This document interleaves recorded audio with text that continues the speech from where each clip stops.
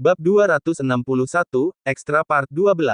Di pedagang loak tempat jam tangan Nate dijual oleh Julia. Pedagang itu baru saja selesai melakukan perbaikan pada jam yang sudah rusak itu dan berhasil menyalakannya. Saat jam Nate menyala, dengan cepat lokasi GPS pada jam terbaca oleh Aaron yang sudah lama mencari Nate dengan bantuan GPS yang ada pada jam tangannya. Ketemu. Lokasi jam tangan Nate berada di area pasar lokal kaki gunung tempat Nate kecelakaan, kata Aaron dengan antusias. Sean dan Charles melompat bahagia saat Aaron berhasil melacak keberadaan Nate. Mereka sudah menyisir hutan selama 2 hari namun Nate tak kunjung ditemukan. Baiklah, sekarang ayo kita ke tempat itu. 10 menit kemudian, jalan pasar yang biasanya hanya dilewati oleh mobil usang atau mobil pick-up pedagang tiba-tiba memiliki pemandangan 7 mobil jeep hitam mewah mendatangi pasar kecil itu. Semua pembeli dan bahkan pedagang dibuat terkejut oleh kedatangan mereka dan mengira bahwa salah satu pejabat kota pasti sedang melakukan kunjungan. Hanya saja mereka sangat terkejut saat banyak lelaki berpakaian hitam dengan tubuh tegap menghampiri toko jam tangan kecil yang ada di pasar. Berikan jam tangan yang baru saja kamu dapatkan. Apa maksud kalian? Banyak orang menjual dan membeli jam tangan dari sini. Jam tangan apa yang sebenarnya kalian cari? Tanya penjual itu dengan punggung yang mulai berkeringat dingin. Sean menunjukkan jam tangan yang sama seperti milik Nate yang sedang ia kenakan. Kamu pasti mengenali jam tangan mahal ini bukan? Katakan padaku dari mana kamu mendapatkan jam tangan itu. Penjual itu semakin gemetar ketakutan saat melihat wajah mengintimidasi dari Sean. Ia kemudian mengeluarkan jam tangan mahal yang baru saja selesai ia perbaiki. Semula ia merasa sangat bahagia karena berhasil menipu gadis bodoh yang tidak tahu harga sebenarnya jam tangan itu dan membelinya dengan harga yang sangat murah. Kini saat semua orang berpakaian hitam ini datang ke kiosnya, ia merasa menyesal sudah membeli jam tangan itu. Aku minta maaf, aku benar-benar tidak tahu bahwa ini adalah jam tangan curian. Aku akan mengembalikannya pada kalian, tapi jangan hancurkan kiosku. Katakan padaku siapa yang menjual jam tangan ini padamu. Aku tidak mengenalnya, hanya saja aku yakin dia adalah salah satu penduduk di desa terpencil yang berada di lembah tak jauh dari sini. Bawa orang itu keluar. Titah Sean dingin. Pedagang itu gemetar saat 2 anak buah Sean mulai mendekatinya dan membawa dirinya dengan paksa keluar dari kios. Kemana kalian akan membawaku? Aku sudah berkata jujur bahwa aku tak tahu asal-usul jam ini. Tolong lepaskan aku. Diam, pekik Sean, pimpin jalannya dan tunjukkan aku di mana letak desa itu. Kami akan melepaskanmu jika kamu sudah menemukan siapa yang sudah menjual jam tangan ini padamu. Penjual jam itu terdiam setelah dibentak oleh Sean.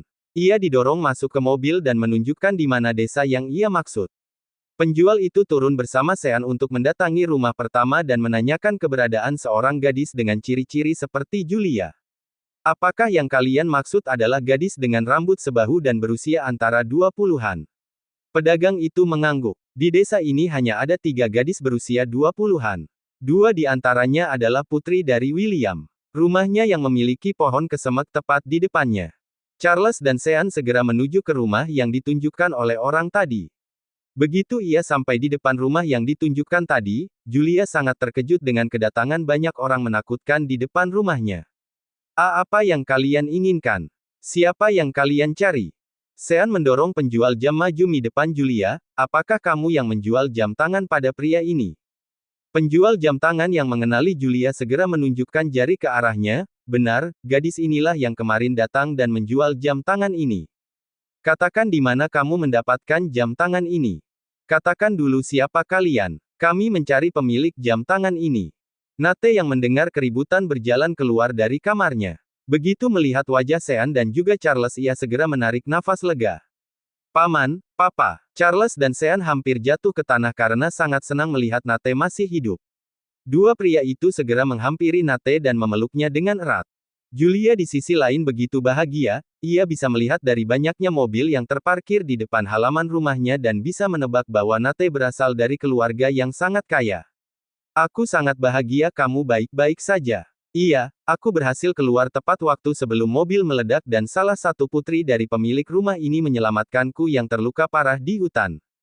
Julia segera berdiri di samping Nate, aku bersyukur tidak terlambat menemukan Nate. Dia terluka parah saat kutemukan, Aku bahkan harus menjual salah satu perhiasan berhargaku untuk membayar dokter yang datang merawatnya. Nate memasang wajah jelek dengan kebohongan yang baru saja Julia katakan. Sean sendiri segera meminta Abel untuk memberikan amplop tebal berisi uang pada Julia. Terima kasih sudah menyelamatkan putraku. Julia membeku saat melihat amplop tebal di tangannya. Ia membuka amplop itu dengan gemetar dan mendapati uang dalam jumlah besar yang bisa mengubah hidup miskinnya menjadi lebih baik. Tidak, aku tak boleh puas dengan sejumlah uang ini. Jika aku bisa menikahi Nate, maka aku bisa mendapatkan uang yang lebih banyak. Aku tidak bisa menerima ini Tuan, Nate sudah berarti bagiku sejak pertama aku melihatnya. Jadi bisakah aku ikut bersama kalian dan merawat Nate hingga sembuh? Sean dan Charles tercengang, ia bisa melihat dengan jelas niat lain dari wajah dan senyum palsu wanita di depannya. Kami memiliki dokter pribadi yang bisa merawat Nate dengan baik. Ia akan baik-baik saja dalam perawatan orang profesional. Terima kasih sudah menyelamatkan Nate, tapi hanya uang ini yang bisa kami berikan sebagai balas budi. Tapi Tuan, yang kuinginkan bukan uang ini tapi Nate. Nate yang sedari tadi berusaha tetap diam dan menyaksikan sandiwara Julia akhirnya tak tahan lagi pada drama yang ia mainkan. Hentikan omong kosongmu. Apakah kamu pikir aku tidak tahu bahwa yang menyelamatkan diriku adalah Bella dan bukan dirimu? Ekspresi Julia menegang saat mendengar hal itu, ia tak menyangka bahwa Nate sudah mengetahui kebenarannya. Julia kemudian mengarahkan pandangannya yang tajam pada Bella yang berdiri diam di sudut. Bella pasti berbohong padamu, ia sengaja mengatakan kebohongan bahwa dialah yang menolongmu hanya untuk mendapatkan sejumlah uang. Jangan percaya padanya, akulah yang menyelamatkan dirimu dari hutan, kata Julia dengan menangis, ia bertindak sepertinya dirinya adalah korban kebohongan Bella. Bella cepat luruskan kesalahpahaman ini. Katakan pada Nate yang sebenarnya, bahwa akulah yang menolongnya malam itu.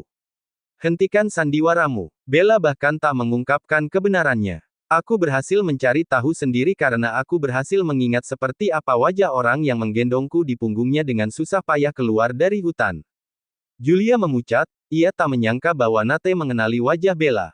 Ia sekarang gemetar ketakutan karena kebohongan yang ia lakukan terekspos dengan jelas. Ia kini menyesal sudah menolak uang imbalan itu, sekarang bukan hanya tak berhasil mendapatkan Nate tapi ia juga terancam kehilangan sejumlah besar uang itu. Bab 262, Extra Part 13. Nate menatap Bella yang masih berdiri diam di sudut. Gadis itu bahkan tak berani mengangkat wajahnya di bawah tatapan permusuhan dari Julia. Kenapa kamu hanya diam? Tidak bisakah kamu menjelaskan tentang kejadian pada hari itu? Kata Nate mendekati Bella, gadis itu melangkah mundur saat Nate semakin dekat ke arahnya. Tidak ada yang harus aku jelaskan lagi bukan? Bukankah tak penting siapa saja yang menyelamatkan dirimu? Jika bagimu itu tak penting, tapi bagiku itu sangat penting. Seseorang yang sangat lemah dengan tubuhnya yang kurus berusaha mati-matian membawa tubuh lemahku keluar dari hutan di tengah malam. Tentu saja aku akan menganggap penolong itu sangat penting bagiku. Kata Nate dengan meninggikan suaranya hingga membuat Bella gemetar ketakutan. Baiklah, jika kamu ingin membalas budi maka aku akan menerima uang imbalan dari kalian. Nate semakin frustrasi, matanya merah dan kemarahan tampak jelas di tiap urat wajahnya yang timbul. Apakah kamu benar-benar menginginkan uang itu? Apakah kamu menolongku dengan motif untuk mendapatkan imbalan sama seperti yang saudaramu lakukan? Tentu saja, meski bukan saudara kandung tapi kamu tumbuh bersama. Jadi kami memiliki motif yang sama. Nafas Nate semakin berat, ia kemudian menyuruh Abel untuk menghampiri dirinya dan menyambar amplop tebal berisi uang itu. Aku bisa membuat penawaran untukmu, apakah kamu ingin uang ini atau ikut bersamaku?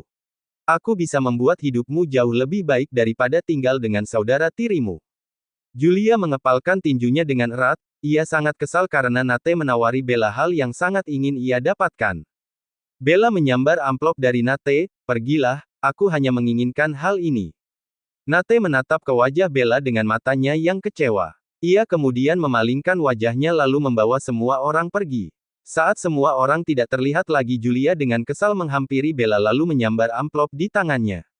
Plak, Julia memberikan tamparan keras pada Bella hingga membuat pipinya yang putih menjadi merah dalam sekejap. Beraninya kamu memberitahu Nate kebenaran tentang siapa yang menolong dirinya. Raung Julia. Bella memberikan tatapan belati pada Julia, aku tidak memberitahunya, Lagi pula hanya orang bodoh yang akan percaya bahwa anak manja sepertimu berani masuk ke hutan dan juga sanggup menggendong tubuh Nate sementara kamu bahkan tidak sanggup mengangkat seember air. Setelah mendengar itu Julia kini bisa mengetahui bahwa bukan Bella yang memberi tahu Nate. Lagi pula ia mengenal Bella dengan baik, dia tak akan berani menantangnya atau baik Bella dan ayahnya akan ditendang dari rumah ini. Bagus kamu mengambil uang ini. Jika kamu memilih pergi dengan Nate, maka aku akan mengatakan pada ayahmu bahwa kamu pergi meninggalkannya dan tinggal dengan seorang gangster. Setelah Julia pergi Bella terduduk lemas di kursi kayu. Ia memang sengaja lebih memilih uang, agar Julia tidak membuat masalah dengannya. Lagi pula ia tidak bisa meninggalkan ayahnya dan ikut bersama Nate yang belum ia kenal dengan baik. Di jalan Nate memiliki wajah yang gelap, Sean dan Charles bisa menebak bahwa itu berkaitan dengan gadis yang sempat mengambil uang darinya. Suasana hati Nate yang buruk bahkan membuat Sean maupun Charles tidak berani menanyakan tentang insiden yang menimpa Nate. Tidak semua wanita itu baik.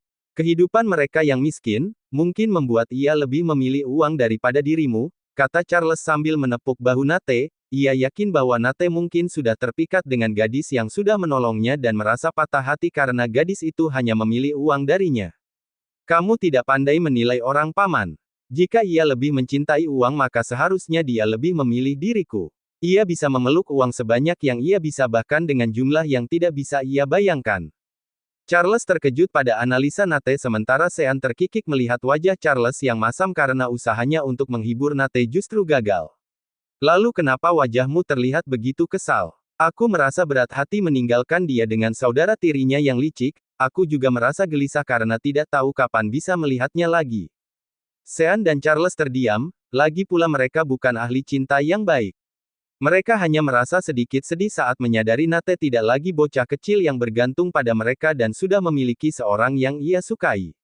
Satu anak yang mereka besarkan akan memiliki keluarga barunya. Mengingat tentang itu Sean menjadi semakin kesal pada Aaron yang berniat untuk membawa anak perempuan tercintanya pergi. Mereka segera sampai di villa keluarga Charles. Nate yang tak sempat memperhatikan keberadaan pria lain sebelumnya di rombongan mereka, merasa terkejut dengan pendatang baru dengan wajahnya yang memiliki aura kuat. Apakah papa punya anak buah baru? Charles terbatuk saat mendengar Nate mengira Aaron adalah salah satu pengawal dari Sean. Papamu akan segera bangkrut jika dia mengerjakan lelaki itu. Memang siapa dia? Dia Aaron Stewart, pria yang pernah menyumbangkan sumsum untuk Lani. Sean kemudian mendekati Nate, jangan pernah mengendur pada pria itu. Dia berusaha untuk membawa pergi adikmu dari kita. Bisik Sean pada Nate. Benarkah? Berani sekali ia memimpikannya adikku sementara usainya bahkan lebih tua dariku.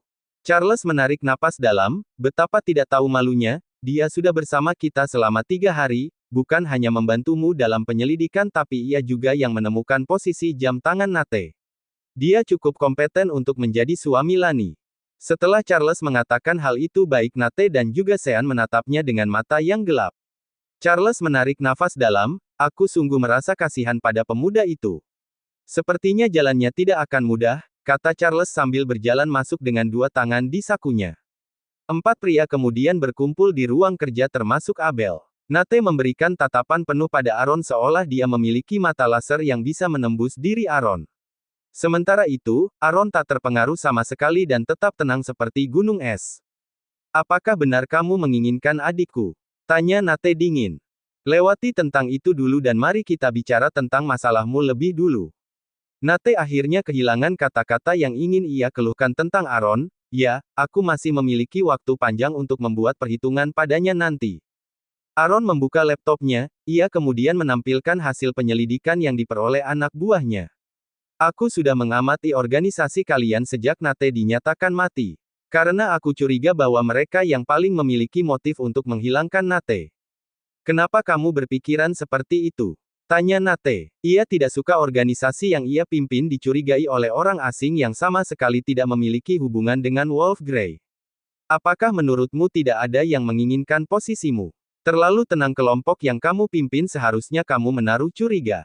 Tidak mungkin tak ada yang menginginkan untuk melengsarkan dirimu. Apalagi mereka dulu hidup sebagai organisasi kejam dan menjalankan bisnis ilegal yang ditakuti tapi sekarang mereka tak ubahnya seperti pegawai biasa dari bisnis bersih yang kamu jalankan. Bab 263, Extra Part 14. Nate terdiam, selama ini ia tak pernah memikirkan tentang kemungkinan itu karena dia tak melihat adanya konflik intern di dalam Wolf Grey.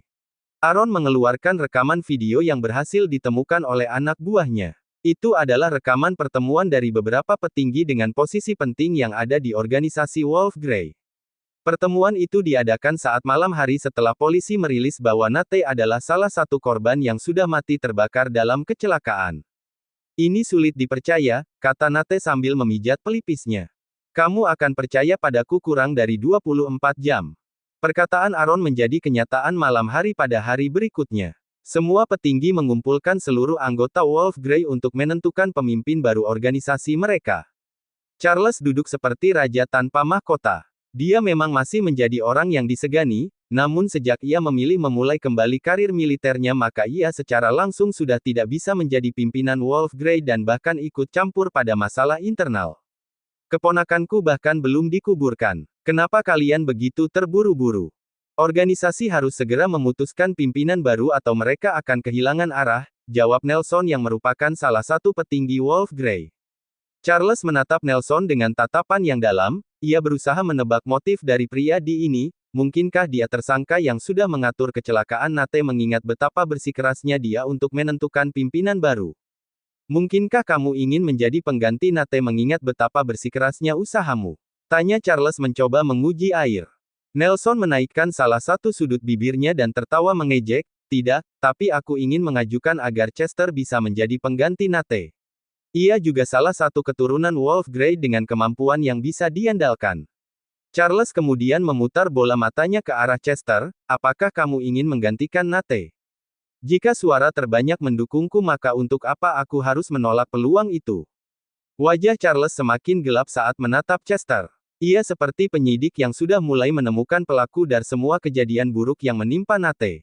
Apalagi beberapa saat kemudian sebagian besar petinggi lain meraih suara bulat untuk mendukung Chester sebagai pemimpin selanjutnya.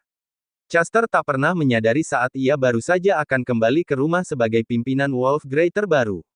Setidaknya ada 5 mobil menghadang jalannya.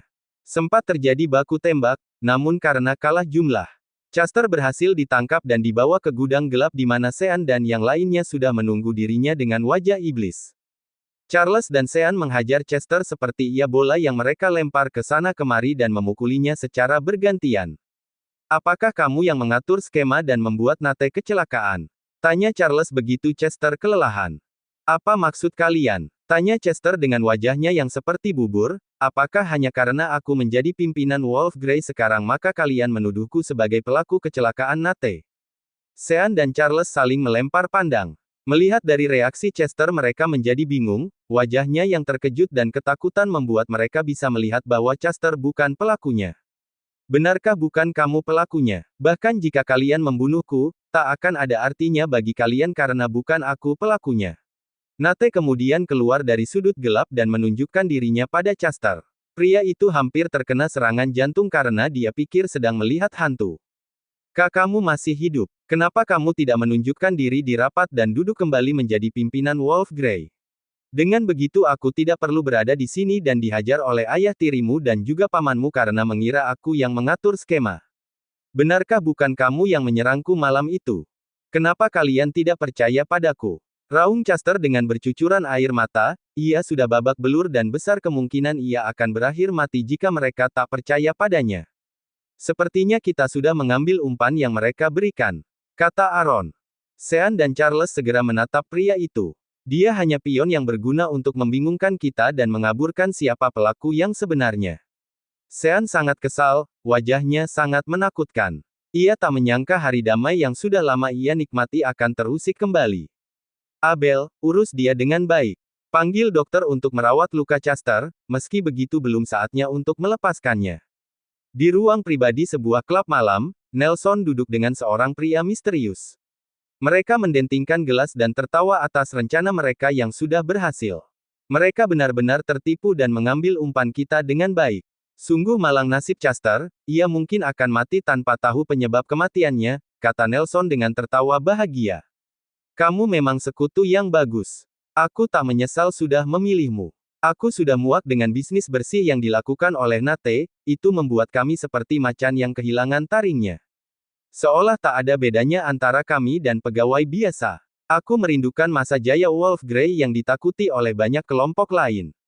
Itu tidak akan lama lagi. Aku akan membantumu kembali ke jalan kekuasaan begitu berhasil menjadi pimpinan Wolf Grey dan bergabung dengan kelompok Red Eagles. Dua pria itu mendentingkan gelasnya lagi. Nelson keluar tak berapa lama kemudian, begitu masuk ke mobil senyum di wajahnya yang semula ia tunjukkan tadi berubah menjadi wajah datar yang menakutkan. Mana mungkin aku akan membiarkan Wolf Grey bergabung dengan kelompok baru dan menjadi bawahan. Aku pasti akan mengambil alih Red Eagles dan menjadikan organisasi itu bawahan Wolf Grey begitu aku mendapatkan kesempatan. Sementara itu di ruang pribadi yang ditinggalkan Nelson, seorang wanita cantik yang tak lagi muda masuk dan duduk di samping Harry. Dia tak lain adalah Catherine yang berhasil selamat dari virus setelah menjadi uji coba antivirus yang dilakukan oleh Martin saat itu. Ia pernah hidup sangat hina dan menjadi gelandangan yang menyedihkan setelah menjadi kelinci percobaan yang kemudian dibuang begitu saja. Ia hanya beruntung ditemukan oleh Harry, seorang yang memiliki dendam mendalam pada orang yang sama, yaitu Sean. Mereka butuh hampir 20 tahun untuk memperkuat diri dan mengatur hari pembalasan pada Sean. Apakah semua berjalan dengan lancar? Tanya Catherine sambil duduk di pangkuan Harry. Kita akan sampai pada hari pembalasan tak lama lagi. Kita hanya perlu menyingkirkan anak Sean satu persatu untuk membuat kehidupannya kacau. Aku tidak sabar untuk melihat pria yang pernah begitu arogan itu menjadi sama memalukannya seperti anjing jalanan yang pernah ia lakukan pada kita. Setelah kita menggunakan Nelson untuk menjadi batu loncatan menuju Wolf Grey, kita harus menyingkirkan dia. Ia bisa mengkhianati kelompoknya saat ini, maka dia bisa menjadi pengkhianat di kelompok kita pada kemudian hari. Kamu benar, aku memang tak berniat menyimpannya. Pagi hari berikutnya Catherine dengan baju hitam dan wajahnya yang cantik berjalan menuju ke pemakaman Clark. Lihatlah, aku sudah berhasil membunuh anakmu atas apa yang kamu perbuat saat itu. Kamu adalah penyebab aku memiliki virus yang begitu mengerikan hingga menghancurkan sebagian besar wajahku, kata Catherine sambil menyentuh wajah barunya yang halus. Ia masih mengenang setiap rasa sakit yang disebabkan oleh virus itu, bahkan ia juga harus menanggung rasa sakit karena menjadi kelinci percobaan tiap obat baru yang berhasil ditemukan oleh Martin. Jangan khawatir, setelah ini kamu akan sedikit senang karena tak lama lagi aku akan membuat Sean tersiksa. Bagaimanapun ia juga memiliki andil besar atas setiap rasa sakit yang aku alami. Kamu akan senang saat melihat musuhmu itu menjadi pria gila. Lanjut Catherine. Ia kemudian meludah di atas kuburan Clark sambil melangkah pergi dengan kacamata hitam yang ia kenakan. Bab 264, Extra Part 15. Sebuah suara ketukan pintu terdengar begitu keras dan cepat di pagi buta. Mata Bella masih lengket saat ia berusaha menyeret kakinya untuk membuka pintu. Bella, ayahmu sekarang sedang dirawat di rumah sakit setelah menjadi korban tabrak lari. Kata tetangga Bella yang memiliki kios di pasar pinggiran kota. Kaki Bella lemah dan ia perlu mencengkeram daun pintu untuk mempertahankan posisinya. Apakah kamu ingin melihatnya? Aku bisa mengantarmu ke rumah sakit yang berada di kota. Klinik kecil merujuk ayahmu ke rumah sakit di kota. Baik paman, tolong tunggu aku sebentar. Bella kemudian dengan cepat mengganti pakaian dan naik ke kendaraan motor dengan bak terbuka milik tetangganya. Pria itu mengantar Bella hingga depan rumah sakit dan meninggalkan dirinya. Bella segera menuju ruang ICU tempat ayahnya berada setelah mendapatkan informasi dari seorang suster jaga di meja resepsionis. Ia terkejut dengan banyaknya alat yang tersambung pada tubuh ayahnya. Selain itu ia tidak bisa masuk dan hanya boleh menatapnya dari luar. Suster, bagaimana kondisi ayahku? Tanya Bella pada seorang perawat yang baru saja keluar dari ruang ICU. Anda bisa menemui Dr. Andre yang berada di lantai 7. Dia adalah dokter yang merawat ayah Anda. Bella menuju ke lantai 7 tepat ke ruang kerja Dr. Andre berada. Begitu ia masuk dia melihat pria parubaya dengan sebagian rambut yang sudah memutih tengah duduk sambil membaca laporan medis. Dokter, aku putri dari Tuan William. Aku ingin menanyakan tentang keadaannya. Kamu akhirnya datang. Dokter kemudian menyuruh Bella untuk duduk dan mendengarkan menjelaskan kondisinya. Pria itu segera menunjukkan pendarahan di otak Williams dan harus segera menjalani operasi untuk menyelamatkan nyawanya dan membuat ia sadar dari koma. Operasi pada bagian kepala adalah operasi yang sangat rumit dan melibatkan banyak dokter spesialis di dalamnya. Kamu harus menyiapkan $500.000 untuk biaya operasi dan juga perawatan ayahmu. Bella merasa kakinya lemas setelah mendengar hal itu. Ia tidak punya uang sebanyak itu bahkan meski menjual rumah dan kadang mereka. Setelah keluar dari ruang dokter ia berjongkok di atas lantai sambil memeluk lututnya dan menangis sambil membenamkan kepalanya. Tidak, aku masih memiliki uang hadiah dari Nate yang dibawa oleh Julia. Ia pasti akan bersedia meminjamkan uang itu untuk membantu biaya operasi ayah. Setelah mengingat hal itu, Bella segera keluar dari rumah sakit dan menaiki bus untuk kembali ke kampung halamannya. Sesampainya di rumah ia sangat terkejut melihat rumahnya yang berantakan dan ada 3 orang penagih hutang yang memiliki wajah marah. Apa yang kalian lakukan? Kenapa kalian menghancurkan rumahku? Katakan di mana ibu tirimu? Dia berhutang pada kami. Bella terkejut mendengar hal itu. Ia merasa seperti sebuah gunung diletakkan di atas dadanya hari ini. Kalian tidak harus menghancurkan rumahku untuk mendapatkan uang darinya. Pekik Bella dengan kesal. Ia memang tak memiliki barang berharga di rumahnya tapi ia tidak suka melihat meja dan juga kursinya berantakan dan bahkan sebagian kaki mejanya patah. Kami tak akan menghancurkan rumah ini jika kami berhasil menemukan seseorang di rumah ini. Tapi lihatlah tak ada seorang pun di sini. Aku hanya ingin mengatakan bahwa jika mereka tidak membayarku, maka aku akan mengusirmu dari rumah ini dan juga menyita ladang milik kalian karena ibu tirimu itu sudah menjaminkan surat itu pada kami. Setelah mengatakan hal itu, para lintah darah pergi meninggalkan Bella yang kemudian jatuh tersungkur di tanah. Gadis itu meraung dan menangis dengan keras. Ia masih melihat Julia tidur dengan nyenyak di kamarnya saat ia menuju ke rumah sakit namun saat ini ia tak melihat dirinya sama sekali seolah telah menghilang seperti udara tipis. Bella mencari ke kamar Julia, tapi ia sangat terkejut saat melihat lemari baju Julia kosong begitu juga dengan kamar ibu tirinya. Sepertinya mereka sengaja pergi dari rumah ini karena sejumlah besar uang imbalan yang sudah Nate berikan dan berniat untuk menghindari para rentenir. Bella semakin gemetar, kini bukan hanya tak bisa mengambil uang imbalan itu untuk biaya operasi ayahnya tapi dia juga harus kehilangan rumah dan juga ladang mereka. Bella berusaha mencari ke semua tempat yang ia tahu sering dikunjungi oleh ibu tirinya tapi tak ada jejak dia dan Julia sama sekali. Ia akhirnya menyeret kakinya yang terasa hampir patah menuju rumah sakit saat tengah malam. Pada saat itu ia menyaksikan beberapa dokter sedang berjuang menyelamatkan ayahnya. Suster, apa yang terjadi? Tanya Bella pada suster yang akan menuju ke ruang ICU dengan wajah yang gugup. Pria itu sempat kejang dan dokter berusaha menenangkannya sebelum ia mencabut semua alat medis secara tidak sadar dan mengakibatkan hidupnya dalam bahaya. Hati Bella seperti tenggelam saat mendengar hal itu. Ia berdoa sebanyak yang ia bisa sambil menatap dengan wajahnya yang pucat ke arah para dokter yang sedang berusaha menyelamatkan ayahnya. Saat dokter keluar, Bella segera menghampiri dokter yang baru saja menenangkan tubuh William yang sempat kejang. Dokter, bagaimana dengan ayahku? Dia harus segera menjalani operasi sebelum kondisinya semakin memburuk. Dokter, bisakah aku membayarnya dengan mencicil? Untuk saat ini aku tak punya uang sama sekali. Maaf Nona tapi kami bukan badan amal. Tenaga medis, alat medis dan juga obat tidak didapatkan dengan gratis. Operasi ayahmu melibatkan banyak hal-hal rumit dan juga memiliki resiko yang besar. Kami tidak ingin kamu melarikan diri tanpa membayar kamu jika operasi itu gagal. Dokter meninggalkan Bella dengan wajah yang kesal. Ia sudah sering mendengar kalimat seperti itu, jika semuanya meminta keringanan maka siapa yang akan memikirkan biaya hidup keluarga mereka. Bella terjaga sepanjang malam di depan ruang ICU. Ia hanya tertidur karena lelah dan itu hanya 1 jam saat menjelang pagi. Begitu membuka mata dia menuju kamar mandi untuk membasuh mukanya. Bella baru saja keluar dari kamar mandi saat sebuah televisi di ruang tunggu menunjukkan sosok pria tinggi besar dengan wajahnya yang tampan menjadi berita utama hari ini. Nate kembali dari kematiannya dan berhasil duduk lagi sebagai pimpinan Titanium dan juga organisasi Wolf Grey. Mata redup Bella kemudian bersinar lagi, seolah ia menemukan sebuah botol untuk menyelamatkan dirinya yang hampir tenggelam. Iya, aku akan meminta pinjaman uang dari Nate. Ia pasti sangat kaya dan bisa memberikanku pinjaman. Bella segera keluar dari rumah sakit, ia menuju ke perusahaan Titanium dan hanya berakhir diusir oleh penjaga keamanan.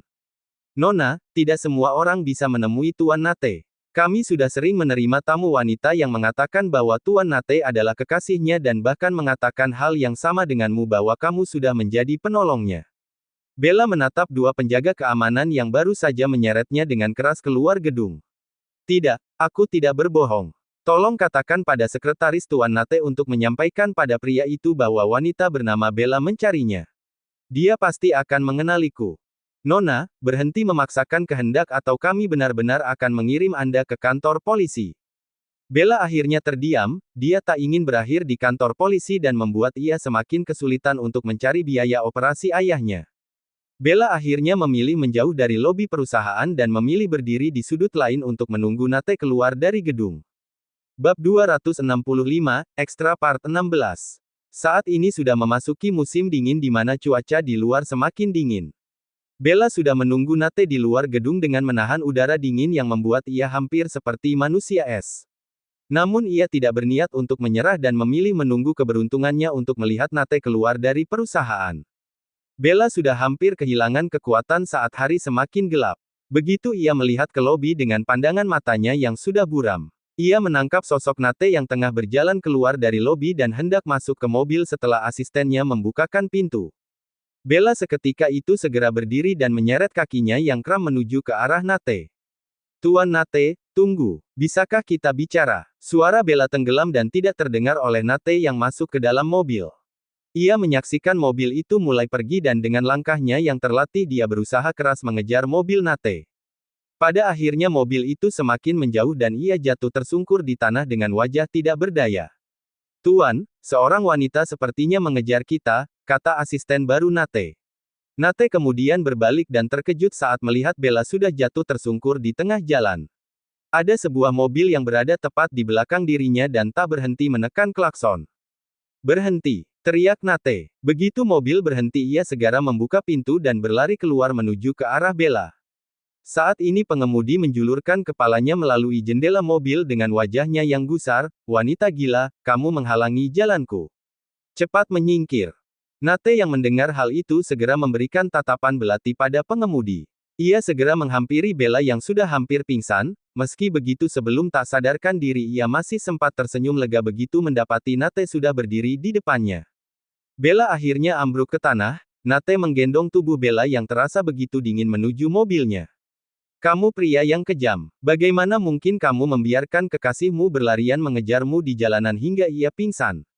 Kalian seharusnya bertengkar di rumah alih-alih membuat kemacetan. Nate menendang kap mobil pria itu hingga membuat kap itu penyok begitu dalam. Setelah melampiaskan kekesalannya ia membawa tubuh Bella yang lemas ke dalam mobilnya. Saat pengemudi tadi begitu marah dan keluar dari mobil untuk membuat perhitungan dengan Nate. Ia dihadang oleh dua pria tegap dengan wajah yang menyeramkan. Tak lama kemudian bukan hanya kap mobil pria itu yang rusak tapi juga wajahnya yang dihajar oleh anak buah Nate. Nate sedang menunggu Bella yang masih tak sadarkan diri di ruang VVIP rumah sakit. Seorang suster membantunya mengganti semua pakaiannya yang lembab dan basah menjadi gaun rumah sakit. Seorang dokter mengatakan pada Nate bahwa Bella menderita hipotermia karena sudah berada di luar dengan cuaca yang dingin. Dokter juga mengatakan bahwa Bella kurang istirahat dan sepertinya ia sudah 2 hari melewatkan makan. Untuk apa dia menungguku di depan kantor? Gumam Nate sambil menatap wanita lemah itu.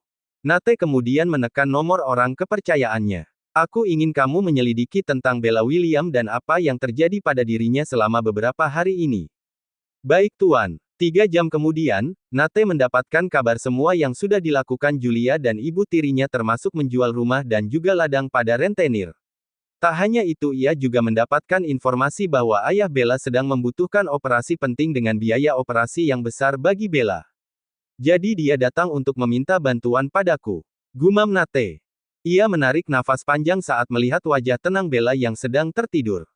Karena lelah gadis itu tertidur sepanjang malam dengan tenang dan baru bangun saat jam 10 pagi. Ia sangat terkejut saat membuka mata dan menyadari bahwa dirinya sedang menggunakan baju pasien dan berada di rumah sakit. Ayah, pekik Bella begitu menyadari bahwa dia sudah tertidur begitu lama dan dia takut bahwa ia sudah menunda waktu yang sangat lama untuk mencari biaya operasi ayahnya. Ia hendak turun dari ranjang saat Nate tiba-tiba keluar dengan wajah yang basah setelah ia mencuci muka di kamar mandi. Berhenti di situ. Kamu masih sakit dan harus beristirahat.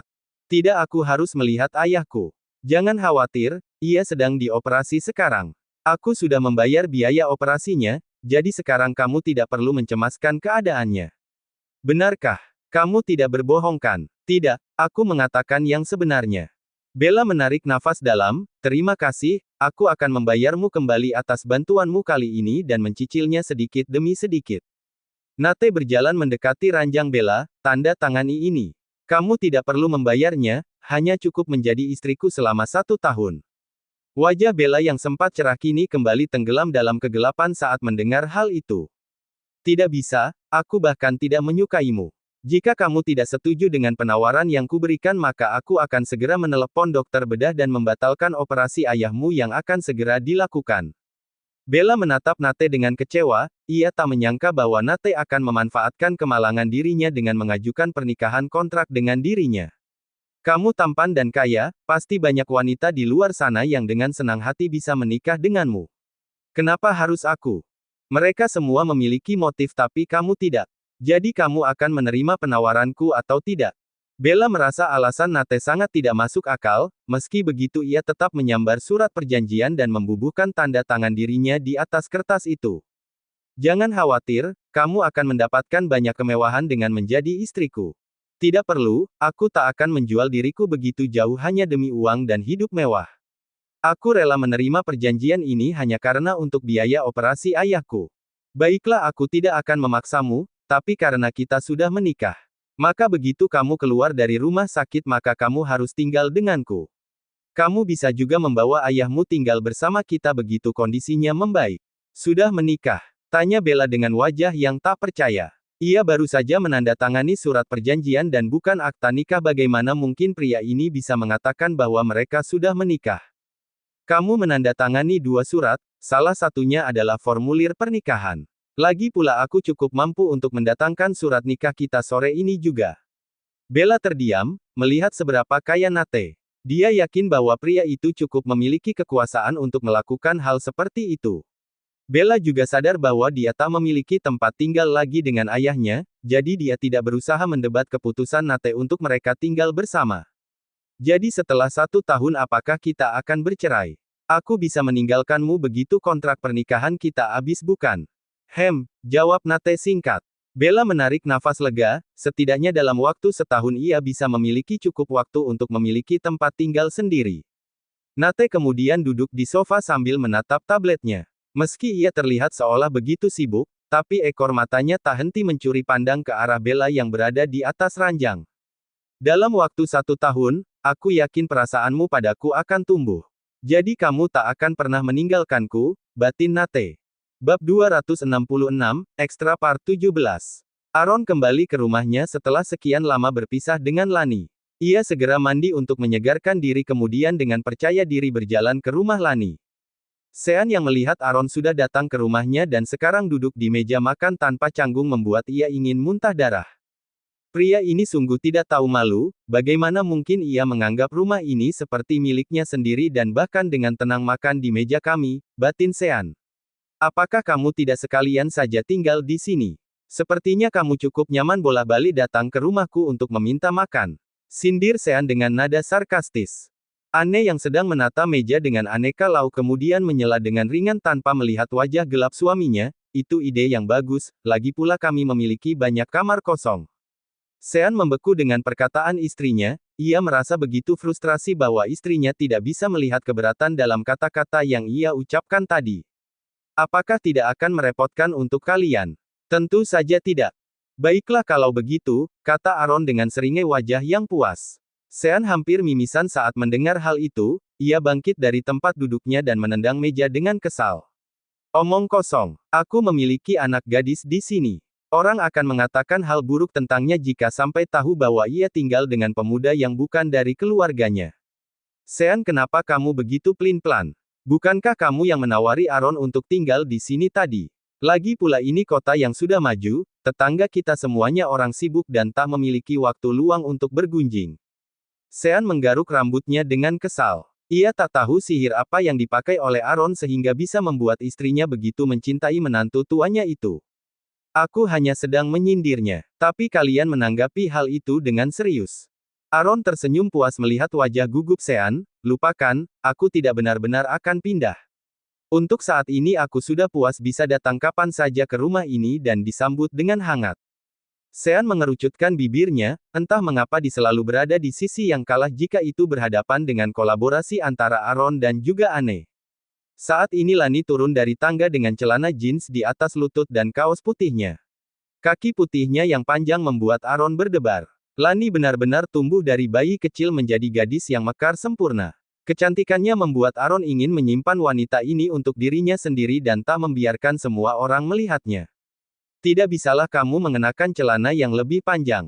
Ini musim dingin. Keluh Sean pada putrinya, dia tidak suka cara Aaron melihat putrinya sehingga ia ingin membungkus Lani seperti mumi yang hanya menyisakan lubang hidung agar tak ada yang mengetahui tentang putrinya yang cantik. Ayahmu benar, lain kali kamu perlu menggunakan baju yang tidak terlalu terbuka. Orang bisa saja memiliki pikiran liar yang bisa membahayakan dirimu, sahut Aaron. Anne, Lani dan bahkan Dylan yang baru saja bergabung di meja makan memiliki wajah heran hingga mulut mereka menganga lebar.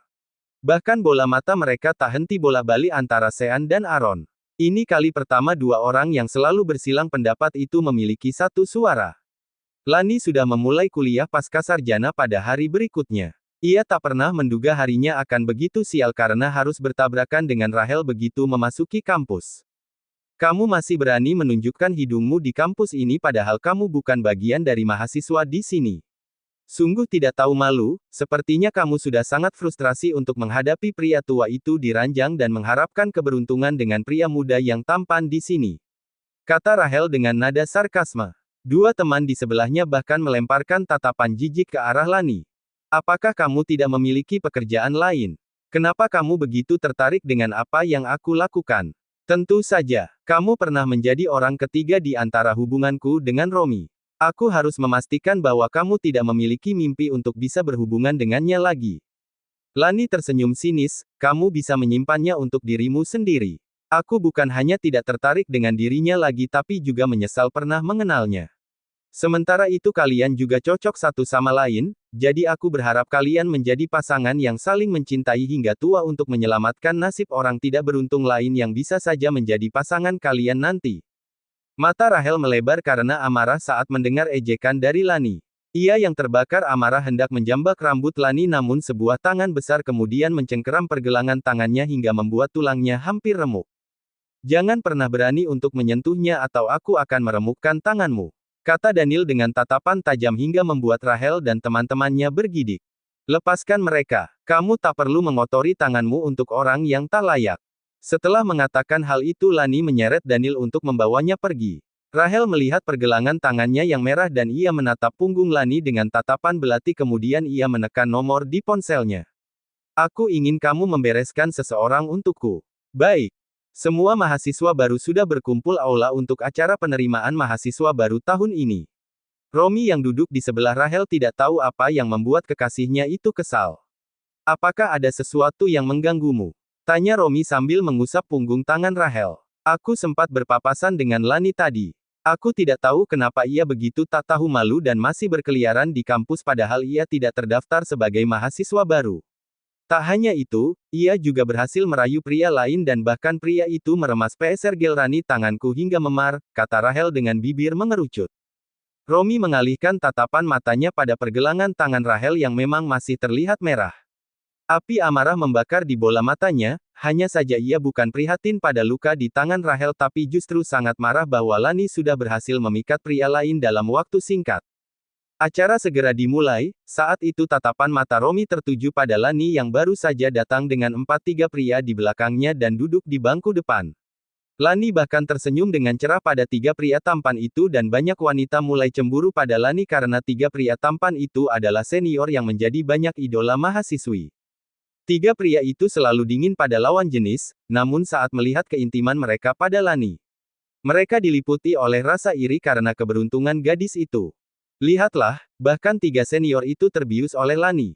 Aku yakin ia akan berakhir dengan memiliki banyak musuh mulai sekarang, kata teman Rachel. Kamu benar, aku mungkin tidak perlu berusaha keras untuk membuat ia pergi dari kampus ini. Setelah sambutan rektor pembawa acara mulai meminta perwakilan mahasiswa baru untuk memberikan kata sambutan. Untuk mahasiswa pasca sarjana, mereka diwakili oleh seorang gadis yang akan membuat Rachel hampir mimisan ketika gadis itu berdiri di atas panggung.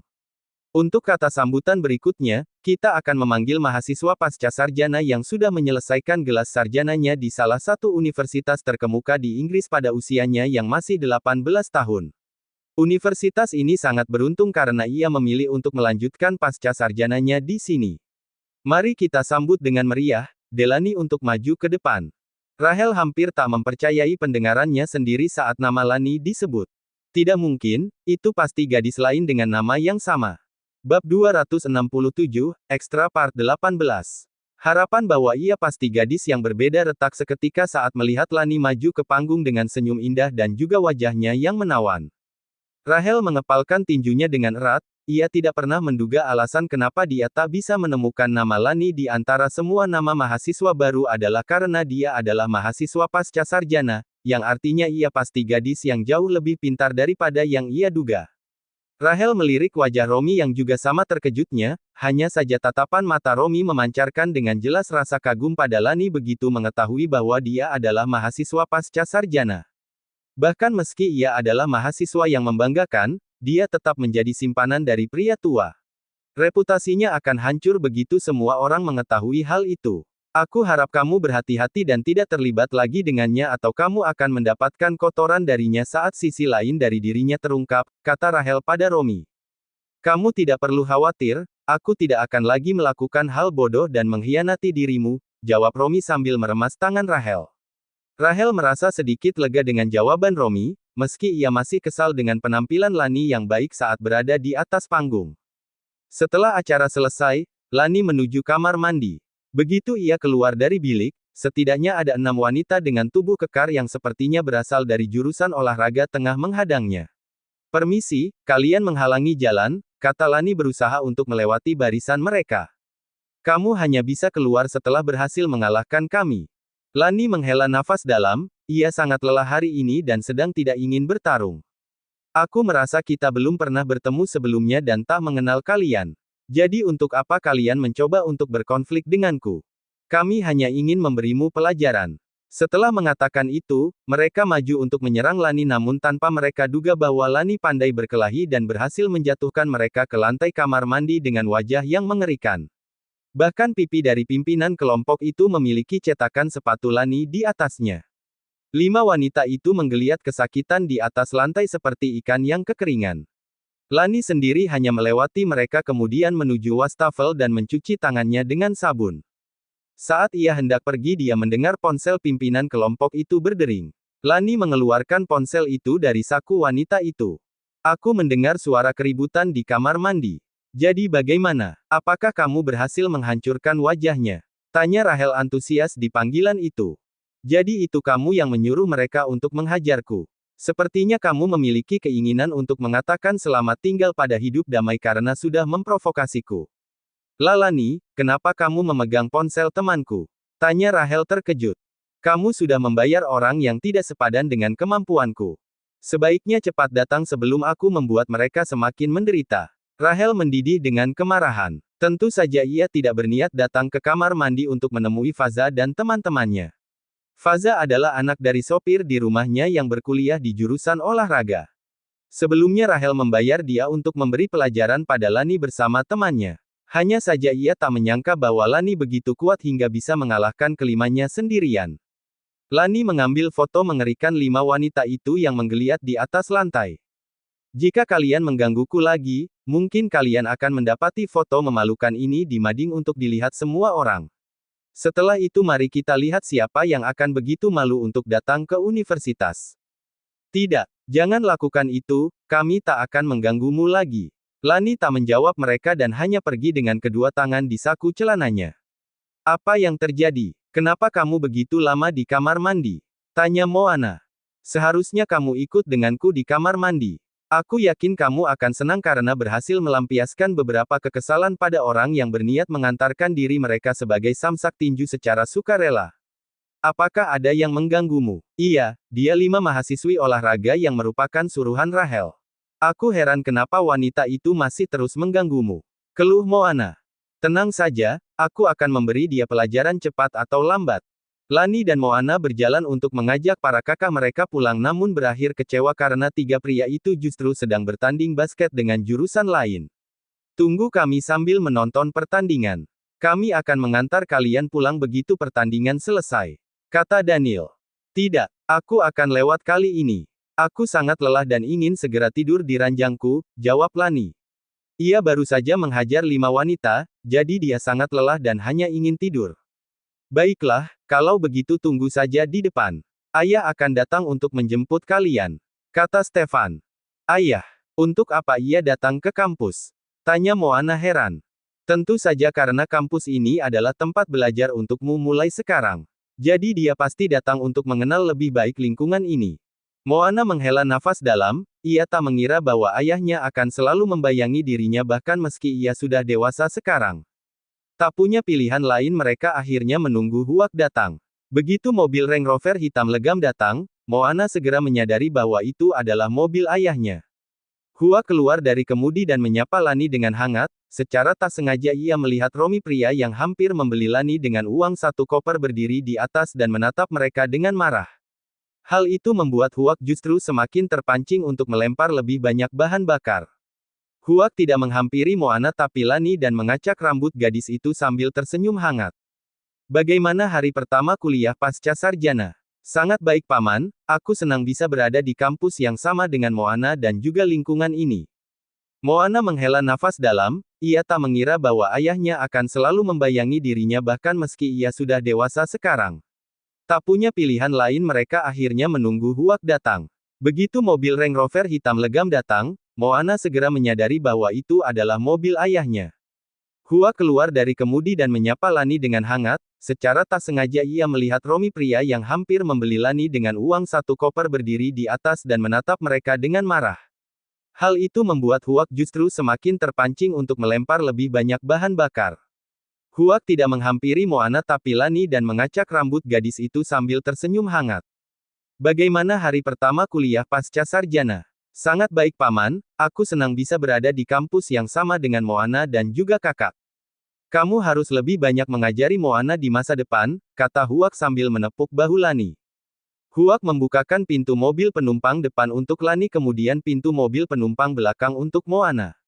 Ayah kenapa Lani duduk depan dan aku di belakang? Keluh Moana. Diam. Begitu keluar dari kampus Lani bisa pindah ke belakang lagi. Aku hanya ingin membuat lelaki di lantai 2 semakin kesal. Eits, jangan menatapnya dan anggap saja kita tidak melihatnya. Moana tak lagi protes, ia akhirnya masuk ke mobil. Hanya saja 3 orang itu tak menyadari bahwa selama interaksi hangat antara Lani dan Huak, ada seorang yang bersembunyi di sudut tengah mengabadikan momen hangat mereka. Rahel tersenyum bahagia melihat hasil bidikan foto yang baru saja ia lakukan, sangat bagus. Setelah foto ini tersebar maka reputasi Lani akan jelek dan ia bahkan akan dikeluarkan dari kampus setelah skandal ia sebagai bayi gula terungkap.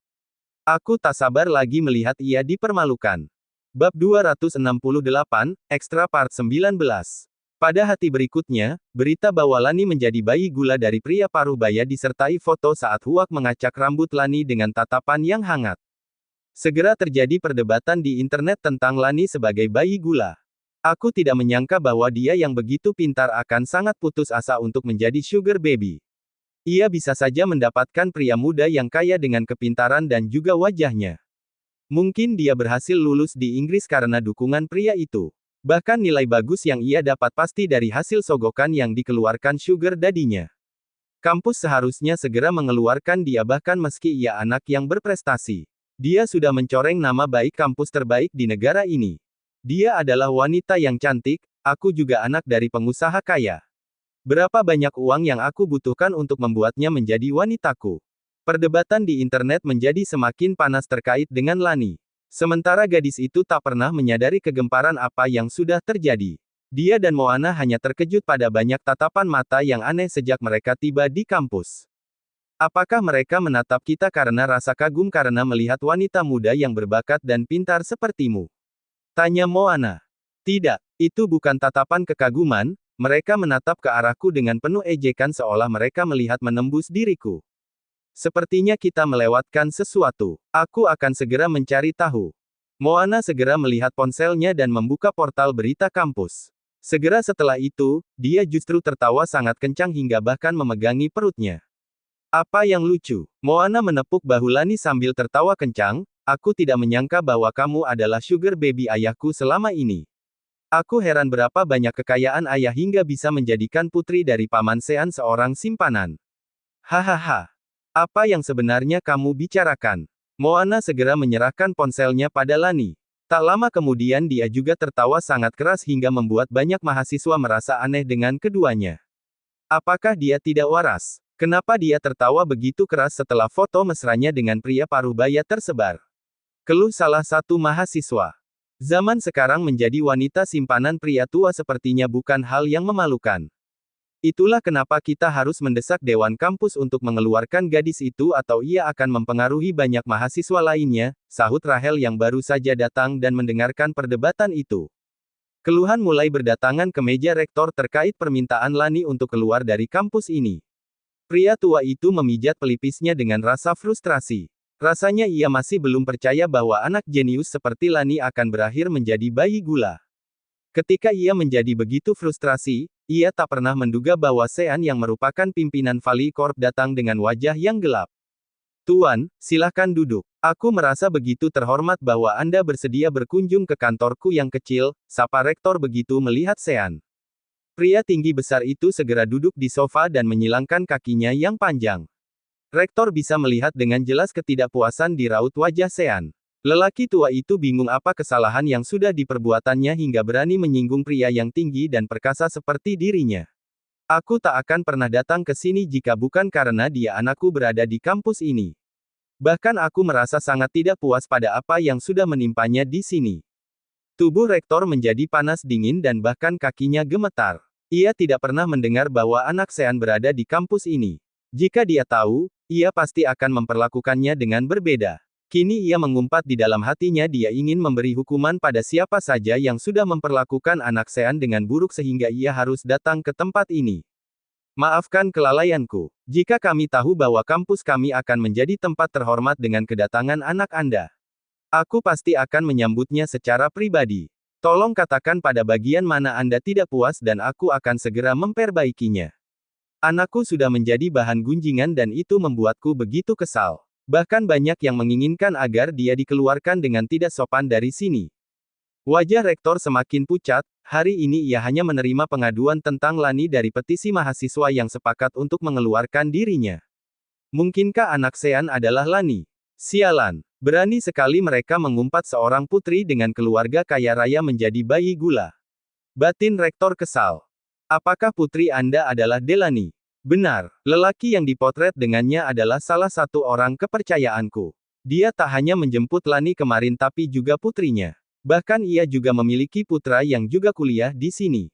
Punggung rektor semakin dingin, ia bahkan berkali-kali menelan ludahnya karena tenggorokannya semakin kering. Aku minta maaf tentang itu Tuan.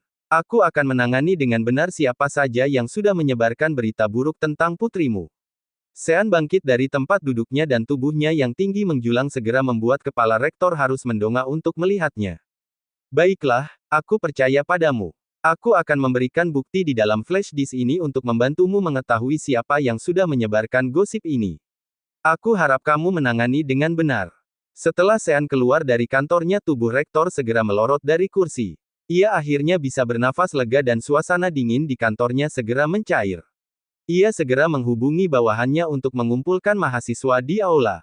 Rahel merasa seperti di awan 9. Ia yakin bahwa semua mahasiswa dikumpulkan pasti untuk melihat hukuman apa yang akan diberikan pihak kampus padanya. Sementara itu, Lani yang baru saja akan menuju ke aula tiba-tiba tangannya ditarik oleh Romi dan menyeretnya ke sudut lorong.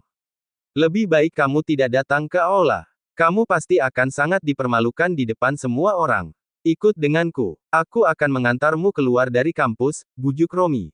Dia masih memiliki perasaan pada Lani dia tidak ingin melihatnya menjadi lelucon di depan banyak orang. Lani menghempaskan pergelangan tangan Romi dan menatap tajam ke arah pria itu. Kenapa aku harus malu? Aku tidak melakukan kesalahan dan tak perlu bersembunyi. Wajah Romi semakin frustrasi karena kesal, foto-fotomu sudah tersebar, mereka semua tak akan percaya bahkan jika kamu mengatakan bahwa pria itu bukan sugar daddy-mu. Ikutlah denganku, jika kamu bersedia berpisah dengannya dan menjadi wanitaku. Aku akan pastikan kamu bisa meneruskan kuliah di tempat lain. Lani semakin kesal, ia menginjak kaki Romi hingga membuat ia melolong kesakitan dan terpincang-pincang. Kenapa kamu menginjakku? Pekik Romi dengan wajah mengerut.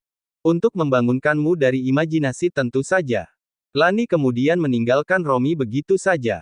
Pria itu merasa begitu frustrasi karena tidak bisa membujuk Lani. Ia sempat membayangkan bahwa Lani akan melemparkan diri ke pelukannya karena masalah yang dia hadapi seperti kebanyakan wanita rapuh lainnya. Romi berharap bisa meminjamkan dadanya untuk menjadi tempat Lani menangis. Dia sudah berkencan selama seminggu dan berkirim surat 2 tahun dengan Lani namun bahkan tak pernah menggenggam tangannya. Bab 269, Extra Part 20. Lani baru saja masuk ke aula saat semua mata mulai tertuju padanya. Ia berjalan tanpa beban dan begitu santai dengan 2 tangan di saku jeans yang ia kenakan. Berapa tidak tahu malunya dia. Mungkinkah ia berpikir bahwa hampir semua mahasiswa dikumpulkan untuk mendengar prestasi yang ia lakukan, cibir teman Rahel. Dia cukup bermuka tebal. Tapi itu bagus, setidaknya aku ingin melihat wajah pucatnya saat rektor mengumumkan bahwa ia akan dikeluarkan dari kampus ini. Saat Moana melihat Lani masuk, ia yang duduk dengan Daniel, Dylan, dan Stefan segera melambai ke arah Lani agar duduk di sebelah mereka. Pemandangan 3 pria tampan yang masih tersenyum ramah pada Lani segera membuat banyak mata para gadis terbakar cemburu. Mereka masih tidak habis pikir daya pikat apa yang dimiliki Lani sehingga mereka bertiga tetap memperlakukan Lani seperti putri bahkan setelah skandalnya mencuat. Lani, bagaimana kamu bisa berakhir menjadi simpanan ayahku? Tanya Stefan dengan tawa mengejek, aku jauh lebih baik dari ayah, aku muda tampan dan juga pandai berkelahi. Kenapa kamu tidak memikirkan untuk bersama denganku saja daripada menjadi istri kedua ayah? Daniel yang berada di sebelah Stefan menginjak kaki pria itu dengan keras hingga alisnya mengerut, dalam mimpimu. Maki Daniel. Stefan mengerucutkan bibirnya dengan wajah yang cemberut. Meski begitu ia tahu betul bahwa Daniel sedang cemburu jadi dia berniat untuk melempar bahan bakar lebih banyak ke dalam api kemarahannya. Daniel, kurasa kamu harus berguru dari ayahku cara belajar meluluhkan hati Lani. Hahaha. Wajah Daniel semakin kesal sementara Dylan juga menemani Stefan tertawa begitu keras. Wajah bahagia kelima orang itu jelas-jelas membuat sebagian besar mahasiswa kesal. Segerakan setelah itu rektor masuk dengan bunyi sepatu kulitnya yang keras. Wajahnya terlihat dingin dan menakutkan, ia jelas-jelas sedang menyimpan bara api di balik tatapan matanya. Rahel yang melihat itu begitu antusias hingga ia meremas jemari tangan Romi yang sudah duduk di sebelahnya. Melihat wajah rektor, sepertinya Lani benar-benar akan berakhir dengan dipermalukan kali ini. Romi tetap diam, pandangan matanya masih tak teralihkan dari Lani yang sedang berbincang dengan 3 senior tampan di sebelahnya. Ia merasa seperti salah satu benang yang ada di hatinya ditarik hingga patah. Rektor segera menuju podium, saat mulutnya sudah berada di depan mikrofon semua suara menjadi hening dalam sekejap. Aku tahu bahwa kalian semua pasti bisa menebak alasan dikumpulkan di aula. Seperti yang kalian tahu bahwa baru-baru ini tersebar kabar salah satu mahasiswi di kampus ini menjadi wanita simpanan. Benar, kabar itu sangat meresahkan kami dan mencoreng nama baik kampus. Kami ingin agar dia mendapatkan sanksi berat dan menjadi pembelajaran pada semua mahasiswa di sini, sahut Ketua Himpunan Mahasiswa. Baik, jika ia memang terbukti bersalah maka kampus akan menindaknya dengan keras. Oleh karena itu aku akan mengundang 2 orang yang terlibat secara langsung yaitu Lani dan juga Tuan Huak. Lani dan Moana bahkan ketiga pria di sebelah mereka saling memandang. Mereka tak pernah menyangka bahwa Huak juga akan datang. Lani merapikan bajunya, kemudian berjalan ke depan dengan elegan. Tak lama kemudian Huak juga datang dan berdiri tepat di sebelahnya dengan memancarkan aura yang dingin. Maaf Tuan Huak, bisakah Anda menjelaskan hubungan apa yang Anda miliki dengan Lani? Dia sudah seperti putriku karena dia adalah anak dari teman baikku yang berarti bahwa aku adalah ayah baptisnya. Semua orang yang mendengar itu tercengang, meski begitu Rahel menganggap bahwa penjelasan pria itu hanya dibuat-buat.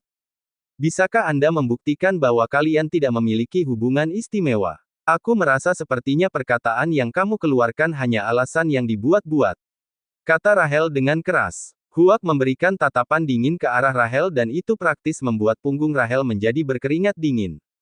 Aku bisa membuktikannya, tapi aku butuh bantuan 2 anakku untuk melakukan hal itu. Setelah Huak mengatakannya, Moana dan juga Stefan segera maju ke panggung dan duduk di sebelah ayah mereka. Mereka berdua adalah anak kandungku, Lani dan keduanya tumbuh besar bersama. Kalian bisa melihat foto-foto pertumbuhan mereka di layar untuk bisa melihat seberapa dekat keluarga kami. Segera setelah itu layar proyektor menampilkan foto masa kecil Stefan, Lani dan juga Stefan hingga mereka dewasa. Setiap kalau Sean melakukan liburan keluarga, ia akan mengajak seluruh keluarga Huak, Abel, Aston dan juga Sonia.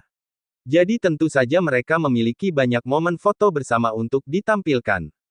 Sebagian besar foto menampilkan latar di luar negeri, segera semua orang menjadi penasaran tentang identitas Lani dan juga anak-anak Huak yang sepertinya bukan berasal dari keluarga biasa. Wajah Rahel memucat seperti darah tak lagi mengalir. Ia mengepalkan tinjunya dengan erat karena rencana untuk mempermalukan Lani justru berakhir dengan kegagalan. Jadi dari foto itu kalian sudah bisa membuktikan bahwa aku dan Lani memang seperti ayah dan anak. Jadi aku harap hal ini bisa membersihkan semuanya. Banyak wajah mahasiswa tertunduk lesu, mereka yang ikut menandatangani petisi untuk mengeluarkan Lani tertunduk dengan wajah penyesalan. Karena kesalahpahaman sudah dibersihkan, sekarang sudah saatnya kita untuk mencari tahu siapa penyebar fitnah pertama hingga membuat reputasi kampus kita hancur. Saat mendengar hal itu Rahel duduk lemas di kursinya. Ia adalah orang yang sudah mengekspos foto Lani pertama kali dengan menggunakan nama samaran.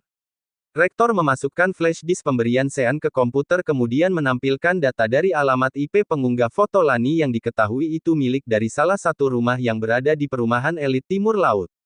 Bahkan nomor rumah tertera dengan jelas. Rektor kemudian menampilkan data pribadi Rahel yang memiliki alamat rumah sama di mana alamat IP itu ditampilkan. Semua mata kemudian menatap Rahel dengan tatapan yang mengejek. Mereka tak mengira bahwa penyebar gosip pertama kali adalah mahasiswa yang masih junior dan membidik Lani yang sudah kuliah pasca sarjana. Rahel begitu malu hingga berharap tanah terbelah dan menelannya secara utuh. Ia begitu takut untuk menghadapi semua orang, segera setelah ini semua pasti akan memandang rendah dirinya. Hal itu membuat kebenciannya pada Lani menembus hingga ke tulang. Rahel tunggu apa lagi? Segera maju ke depan untuk menjelaskan semuanya. Kata rektor dingin. Dia tak pernah menyangka bahwa karena gadis kecil ini ia akan berhadapan dengan kemarahan Sean yang merupakan donatur terbesar di kampus ini. Rahel berjalan dengan kepala tertunduk dengan kaki gemetar. Jelaskan kenapa kamu menyebarkan foto yang bahkan belum jelas kebenarannya hingga mencoret nama baik kampus. Itu hanya tindakan impulsif, aku memiliki masalah pribadi dengan Lani sebelumnya karena ia menjadi orang ketiga pada hubunganku. Jadi saat aku melihat Lani begitu akrab dengan ayah Moana, aku mengira ia akan menjadi simpanan lagi. Kata-kata Rahel dibuat seolah Lani adalah roda ketiga pada hubungan mereka. Kesalahpahaman yang sempat menghilang kini menimbulkan keraguan lagi di depan banyak orang. Aku sudah menjelaskan semuanya padamu. Aku ditipu oleh pacarmu yang saat itu mengatakan bahwa dia tidak memiliki kekasih. Lagi pula begitu aku tahu kebenarannya, bukankah aku segera mengakhiri semuanya? Aku tidak pernah lagi mengganggumu dan juga pacarmu itu tapi aku tak tahu kenapa kamu terus saja menargetkan diriku. Bukankah kamu seharusnya meminta penjelasan dari kekasihmu dan tidak melempar semua pertanggungjawaban padaku? Jika dia tidak bisa mengklarifikasinya, aku masih memiliki bukti chat yang mengatakan dirinya tak memiliki kekasih. Rahel dibuat terdiam saat mendengar hal itu. Tentu saja ia tak akan membiarkan Lani memperlihatkan chat mesra antara Romi dan Lani dan membuat dirinya semakin kesal. Tidak perlu, jawab Rahel gugup, baiklah setelah ini aku tak akan lagi mengganggu dirimu mulai sekarang. Bukankah kamu seharusnya minta maaf selain berjanji seperti itu? Kata Moana dingin. Mulut Rahel berkedut dengan kesal, ia benar-benar tak menyangka bahwa dirinya lah yang akan dipermalukan hari ini. Tunggu apa lagi? Apakah kamu tak akan minta maaf? Bentak rektor hingga membuat tubuh Rahel terjingkat. Maafkan aku, kata Rahel terbata-bata. Apa yang kamu bilang? Aku tidak bisa mendengarnya. Tanya Lani. Maafkan aku, kata Rahel sedikit meninggi. Semua orang bisa menilai bahwa permintaan maafmu sangat tidak tulus. Keluh Moana. Rahel menghela nafas dalam dan juga menggigit bibir bawahnya dengan kesal. Lani, aku salah. Bisakah kamu memaafkan aku? Lani mengangguk puas. Baiklah karena Rahel sudah meminta maaf maka sekarang aku akan mengumumkan hukuman untuknya.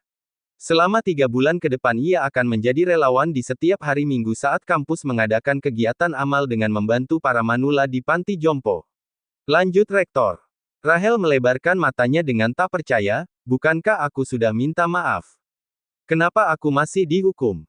Justru karena kamu sudah minta maaf aku memberikan hukuman itu. Jika kamu tidak minta maaf aku akan mengeluarkanmu dari kampus ini, seperti yang kamu tahu jika dikeluarkan dengan tak sopan di kampus ini maka kamu hanya akan mendapatkan kampus dengan akreditasi buruk di negara ini yang bisa menerimamu. Kepala Rahel seperti dihantam martil saat mendengar hal itu. Ia memang tak bisa dikeluarkan dari sekolah ini atau ia akan berakhir menjadi bahan gunjingan di kalangan atas. Meski begitu ia menjadi kesal dan ingin muntah begitu membayangkan bahwa ia akan merawat wanita tua di panti jompo yang bahkan sering mengompol dan buang air besar di celana mereka. Membayangkannya saja sudah membuat Rahel ingin jatuh pingsan. Bab 270, Extra Part 21. Setelah pertemuan di aula selesai, Daniel menghampiri Lani dengan senyum mengembang. Masalah sudah diselesaikan, aku akan mengantarmu pulang. Aku berangkat dengan saudaraku, jadi aku akan pulang dengannya. Kakakmu memiliki jadwal dengan Moana. Jadi dia tidak bisa mengantarmu. Baiklah kalau begitu. Daniel tersenyum cerah, dua orang itu berjalan untuk menuju tempat parkir mobil. Hanya saja mereka tak pernah menduga sosok tinggi besar sudah berada tepat di depan gedung dengan bersandar pada pintu mobil. Begitu melihat Lani datang Aaron segera menegakkan punggungnya. Masuklah, aku akan mengantarmu pulang, kata Aaron dengan membuka pintu mobilnya. Ia mengatakan kalimat itu dengan dingin seolah itu adalah perintah yang tidak bisa ditolak. Daniel mengerutkan alisnya, ia maju ke depan tubuh Lani dengan tatapan kesal ke arah Aaron. Lani akan pulang denganku, kami sudah membuat kesepakatan itu. Lani berdiri dengan bingung, ia sudah berjanji untuk pulang dengan Daniel tapi melihat wajah dominan dari Aaron ia merasa tak berdaya. Aaron melihat wajah bingung Lani, ia akhirnya maju beberapa langkah dan mendorong tubuh Daniel yang berdiri di depan Lani. Ibumu yang memintaku untuk menjemputmu. Apakah kamu ingin melawan perintahnya? Aaron meraih bahu Lani dan membawanya pergi. Daniel mendengus kesal, ia tak menyangka bahwa Lani dibawa oleh Aaron tepat di bawah hidungnya. Daniel maafkan aku, kali ini aku akan pulang dengan Aaron. Lain waktu aku akan menerima tawaran baikmu untuk pulang bersama. Aaron membukakan pintu penumpang depan untuk Lani, ia mendengarkan janji Lani pada Aaron dan wajahnya menjadi gelap. Jangan menjanjikan sesuatu yang belum tentu bisa kamu tepati. Setelah mengatakan itu Aaron menutup pintu dengan suara keras hingga membuat Lani terjingkat. Begitu Aaron duduk di kursi kemudi Lani menatap pria itu dengan tatapan yang aneh. Apakah dia cemburu karena aku berjanji pada Daniel akan menerima tawaran pulang bersama dengannya di kemudian hari? Batin Lani. Aaron tahu apa yang ada di pikiran Lani, dan dia menatap wajah Lani dengan mata abu-abunya yang memikat. Apa yang kamu pikirkan benar, aku memang cemburu. Di kemudian hari kamu tidak diizinkan untuk masuk ke mobil pria lain. Wajah Lani menjadi linglung, dia memang sudah berciuman dengan Aaron tapi mereka belum menjalin hubungan secara resmi namun sepertinya pria ini sudah menganggap bahwa Lani adalah miliknya. Kenapa tidak boleh, kakiku adalah milikku dan aku bisa pergi sesukaku. Lagi pula kamu sepertinya salah paham tentang hubungan kita, kamu belum menjadi kekasihku hanya dengan ciuman malam itu. Wajah Aaron menggelap, ia kemudian mencondongkan tubuhnya ke arah Lani dan membuat jantung Lani berdetak dengan kencang. Wajah Aaron sangat dekat hingga ia bisa merasakan embusan nafasnya yang terasa hangat hingga wajahnya memerah. Aku tantang kamu untuk mengatakan hal itu lagi. Nada suara Aaron begitu mendominasi dan tatapannya membuat Lani semakin kikuk. Gadis itu tak pernah menyangka bahwa dia putri seorang Sean akan meringkuk ke dalam cangkangnya dan gugup pada seorang pria. Aku bukan kekasihmu jadi kamu, Belum selesai Lani melanjutkan perkataannya Aaron sudah menyegel bibir Lani dan menciumnya dengan lembut. Pupil mata Lani melebar seketika dia mendorong dada Aaron dengan kedua tangannya. Kita masih berada di lingkungan kampus, kata Lani begitu Aaron melepas ciuman itu. Itu bagus, dengan begitu banyak pria bisa melihat bahwa kamu sudah memiliki pria tampan dan tak mendambakanmu. Kamu terlalu percaya diri. Aaron tersenyum tipis kemudian menyalakan mobilnya. Di separuh perjalanan Lani menyadari bahwa jalan yang mereka lewati bukan ke arah rumahnya. Kemana kamu akan membawaku? Kamu suka makan bukan? Aku akan membawamu ke perkampungan Cina di dekat Sungai Utara, mereka sedang mengadakan festival lampion dan juga bazar makanan. Kamu pasti akan suka. Bagaimana kamu bisa tahu tengah acara seperti itu? Bukankah kamu sudah tumbuh bertahun-tahun di luar negeri? Aaron terdiam sesaat, sebenarnya itu adalah ide aneh. Beberapa saat lalu Anne melihat saluran berita dan menyaksikan banyak pasangan muda menerbangkan satu lampion di atas jembatan kayu Sungai Utara. Anne menganggap bahwa hal itu sangat romantis dan memaksa Aaron untuk melakukan hal yang sama. Sekretarisku mengambil cuti hari ini, dia mengatakan akan mengajak pacarnya berkencan ke tempat itu jadi aku tertarik untuk mengajakmu ke sana. Oh, sepertinya menarik. Aku tak sabar untuk melihat festival itu. Setelah menempuh perjalanan selama setengah jam, mereka sampai ke daerah pemukiman Tionghoa. Jalanan di sana sudah dihias oleh lampion di setiap sudutnya. Sepanjang jalan, banyak stand makanan yang tak hanya menyajikan makanan oriental tapi juga banyak makanan dari negara lainnya. Lani berdiri tepat di kedai kondok, ia mengambil satu dan memakannya dengan lahap. Apakah enak? Tanya Aaron saat melihat pipi Lani mengembung begitu mengunyah kondok. Cobalah, rasanya enak, jawab Lani sambil menunjuk ke kondok yang ada di meja stand. Aaron menggeleng, tidak bisakah aku makan satu gigitan milikmu? Mulut Lani seketika membeku dan tak lagi melanjutkan mengunyah. Belum sempat ia menjawab pertanyaan Aaron, pria itu segera menggigit kondok yang ada di tangan Lani. Meski Aaron sudah pernah minum air dari botol yang sama dengannya, tetap saja Lani tersipu saat Aaron memakan bekas gigitannya. Lumayan, ini tidak buruk. Kenapa kamu tidak mengambil yang baru? Ada begitu banyak makanan yang belum kamu coba di sini. Kamu akan terlalu kenyang jika memakan semuanya sendiri. Setelah itu, setiap kali Lani mengambil makanan maka Aaron dengan tak tahu malu akan ikut memakan apa yang juga Lani makan. Termasuk ketika ia meminum teh dingin, Aaron ikut menghisap minuman dari satu gelas yang sedang diminum Lani seolah mereka sudah resmi sebagai sepasang kekasih. Aku baru tahu bahwa kamu memiliki sisi tidak tahu malu di balik fasad karisma dirimu yang pendiam dan dingin di mata publik. Sangat wajar sepasang kekasih membagi makanannya. Kenapa ini bisa disebut sebagai tindakan tak tahu malu? Kekasih, sejak kapan kita ada dalam hubungan itu? Aaron mendekatkan wajahnya lagi ke arah Lani, sepertinya hukuman di mobil tadi masih belum membuatmu belajar. Lani segera menekuk bibirnya ke dalam dan menatap Aaron dengan kesal. Ia teringat ciuman di mobil tadi dan membuat wajahnya kembali memerah. Festival lampion akan segera dimulai, ayo kita ke sana.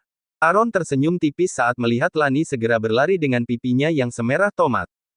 Di dekat sungai banyak pasangan muda sudah membawa lampion mereka masing-masing dan mencatat daftar keinginan mereka di atas lampion. Apa permintaanmu? Tanya Aaron saat melihat Liana linglung dengan spidol di tangannya. Aku sudah memiliki semuanya, aku tidak tahu apa yang harus aku minta. Bagaimana kalau kamu saja yang menulis permintaannya? Aaron setuju, dia segera mengambil spidol dari jari Lani. Pria itu segera menulis permintaannya tanpa terlihat bingung sedikitpun. Menikah denganmu tahun depan. Mata Lani melebar saat melihat permintaan itu. Kenapa kamu meminta hal seperti itu? Tulislah harapan yang masuk akal, aku bahkan belum 20 tahun. Ini adalah harapanku sejak dulu dan tidak pernah berubah. Aku sudah menunggumu sangat lama dan batasku hanya sampai tahun depan. Setelah Aaron mengucapkan hal itu, dia meraih tangan Lani untuk ikut memegang lampion dan menerbangkannya. Dalam perjalanan pulang, Lani dan Aaron tak terlibat banyak percakapan. Pikiran liar Lani pergi terlalu jauh, ia heran pada dirinya sendiri. Dia adalah putri Sean, ia diajari untuk menjadi kuat bukan hanya secara fisik tapi juga mental, tapi jika berhadapan dengan Aaron kenapa otaknya menjadi seperti keledai. Ia tak bisa menolak dominasi pria itu sama sekali yang bahkan secara sepihak mengklaim Lani sebagai kekasihnya tanpa meminta persetujuan darinya. Aaron, apakah kamu belajar psikologi? Kenapa kamu bertanya seperti itu? Aku hanya curiga bahwa kamu sudah melakukan hipnotis padaku. Aaron menyatukan alisnya, ia tidak tahu apa yang dimaksud oleh Lani. Maksudku adalah, kamu terlalu mendominasi dalam semua keputusan dan aku bahkan tidak bisa menolaknya. Aaron tersenyum mendengar itu, saat sampai di rumah, pikirkan saja alasan kenapa kamu tidak bisa menolaknya. Aaron sendiri sudah tahu jawabannya, jika Lani tak memiliki perasaan yang sama padanya maka dia akan memberontak dengan keras pada apa saja yang sudah Aaron lakukan padanya. Aaron tak akan memberitahu hal itu, ia ingin Lani menyadari perasaannya sendiri. Bab 271, Extra Part 22. Aaron membawa kembali Lani ke rumahnya. Begitu masuk dia mendapatkan tatapan belati dari Sean dengan tangan yang tersilang di dadanya. Ini sudah larut malam. Kakakmu bahkan sudah pulang sejak sore, kata Sean dingin. Ayah, ini baru jam 10 malam. Teman-teman seusiaku bahkan sering tidak pulang ke rumah saat berada di usiaku. Sean semakin melebarkan matanya dengan kesal, jadi kamu berencana tidak pulang ke rumah di kemudian hari. Coba saja, aku akan mematahkan kaki siapa saja yang membuatmu tidak pulang, ancam Sean sambil menatap ke arah Aaron. Hanya saja Aaron bahkan tidak bergeming, dia menatap Lani dengan hangat di sebelahnya. Aku akan kembali kalau begitu, kirim aku pesan sebelum tidur. Baiklah, selamat tinggal, kata Lani sambil berjalan masuk. Rahang Sean hampir jatuh saat mendengar hal itu. Aaron benar-benar tak tahu malu, ia bahkan tidak menganggap ancaman Sean sama sekali. Sean segera mengeluarkan ponselnya dan menekan nomor Abel. Adakah cara untuk membuat perusahaan Aaron runtuh? Aku benar ingin melihat apakah dia masih bisa menjadi begitu besar kepala setelah diberikan pelajaran. Apa masalahnya? Dia begitu tak tahu diri dan mencoba untuk mencuri Lani dariku. Abel menarik nafas dalam, ia tiba-tiba melirik kamar putranya. Ia berharap bahwa putranya tak akan pernah jatuh cinta pada putri Sean atau ia akan menjadi lebih mengerikan daripada nasib Aaron. Jika kamu mendapatkan dukungan dari ayah mertuamu, maka tak akan sulit untuk membuat perusahaan Aaron berada di perairan dalam dengan kekuatan gabungan. Tapi jika kamu hanya menggunakan kekuatan Valley Corp saja, maka aku akan mengatakan bahwa kalian akan sama-sama runtuh. Akan lebih baik jika kamu menyetujui proposal pernikahan dengan Aaron, maka penyatuan itu akan membuat kekayaan kalian tak tertandingi. Sean kesal dengan jawaban Abel, ia memutus panggilan itu begitu saja. Saat dia berbalik ia tak pernah menyangka bahwa Anne sudah berada tepat di belakangnya dengan wajah yang gelap. Perusahaan siapa yang ingin kamu runtuhkan? Sean menjadi berkeringat dingin, Aaron adalah menantu idaman Anne bahkan sejak ia menjadi bocah kecil. Tidak sayang, aku hanya sedang bercanda. Ayo kita masuk, cuaca di luar menjadi semakin dingin, bujuk Sean sambil merengkuh pundak Anne. Jauh di tempat lain, Bella yang baru saja pulang berbelanja tidak sengaja melihat Julia masuk ke sebuah bar. Ia segera meminta sopir taksi untuk menghentikan mobilnya. Saat ia hendak masuk ke bar, ia dihadang oleh dua penjaga kekar. Nona, Anda tidak bisa masuk dengan pakaian seperti itu.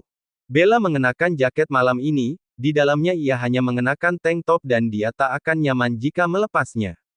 Oh, aku tidak datang untuk menari. Aku hanya mengantar pesanan dapur di sini, kata Bella sambil mengangkat bahan makanan yang ia bawa. Lewat samping kalau begitu. Bella menarik nafas dalam, ia kemudian lewat pintu dapur untuk mencari Julia. Dia harus mendapatkan uang yang sudah Julia bawa kabur termasuk membuat pelajaran dengan gadis itu karena sudah menjual akta tanah rumahnya pada rentenir.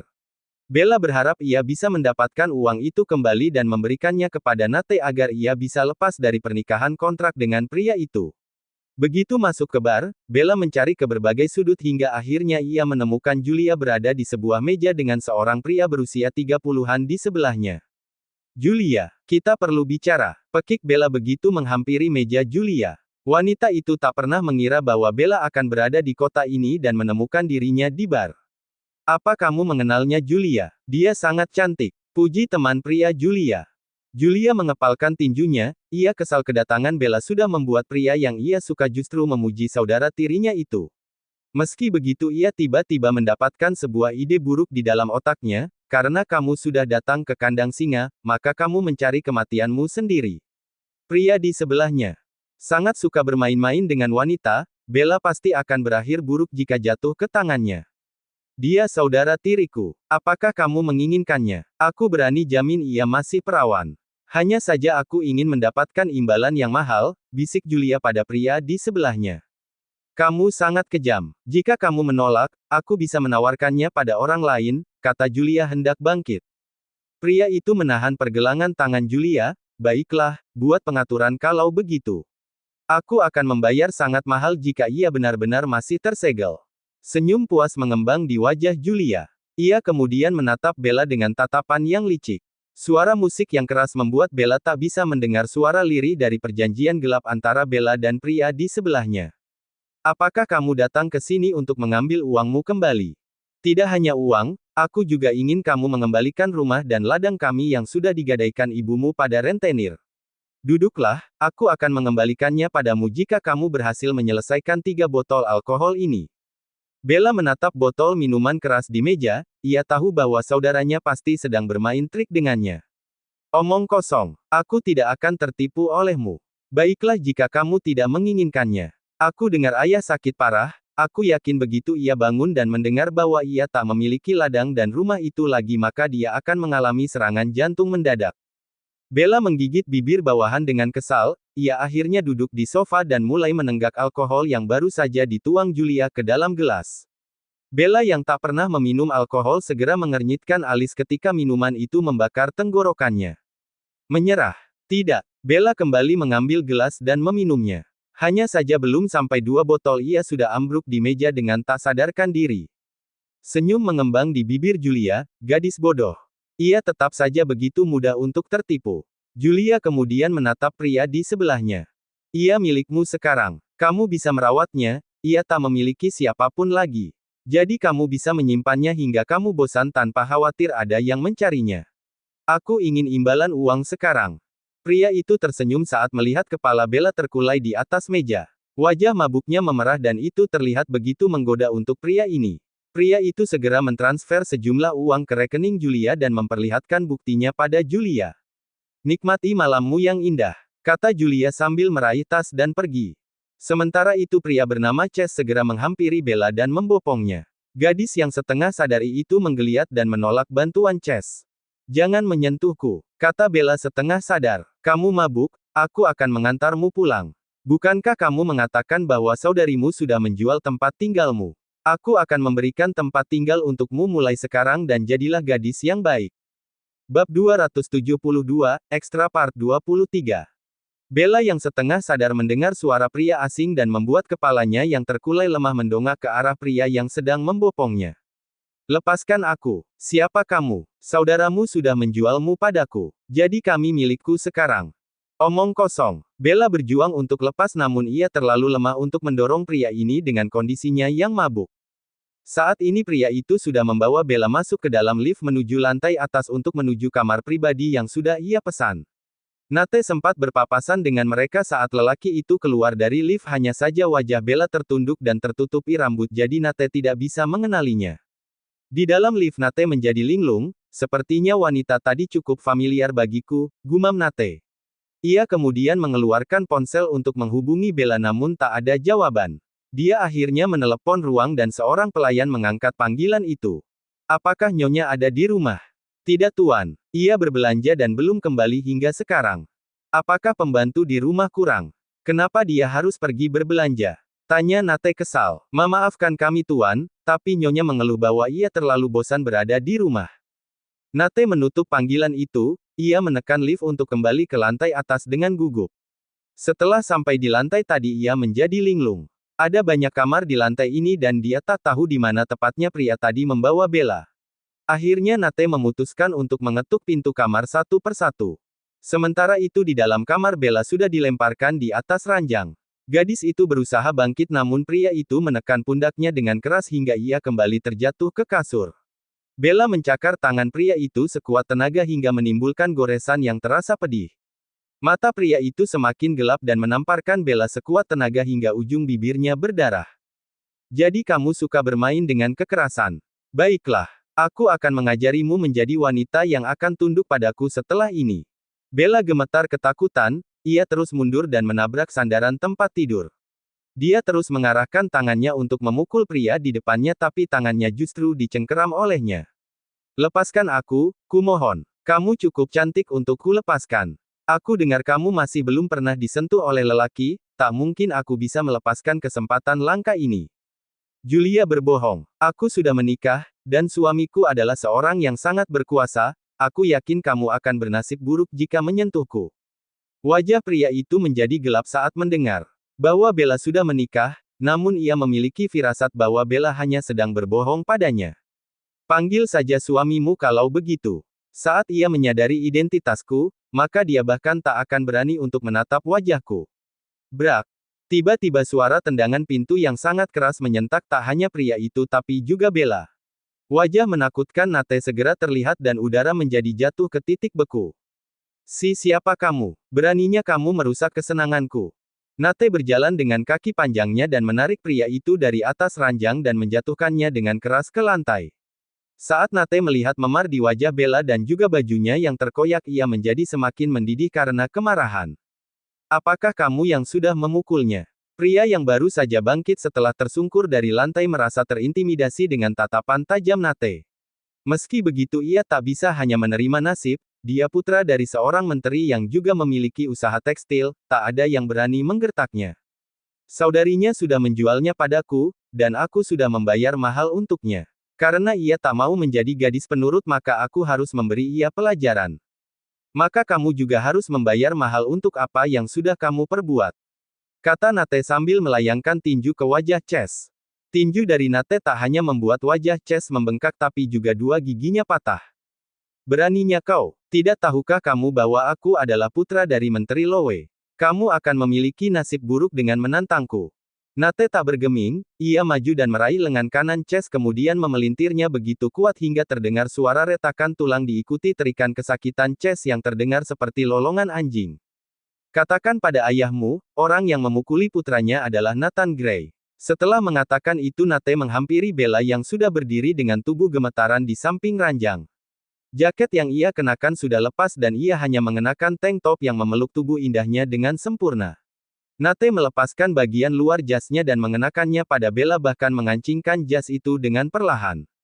Terima kasih, kata Bella lirih. Nate tak menjawab, ia berjalan perlahan keluar pintu diikuti dengan Bella di belakangnya dengan kepala yang tertunduk.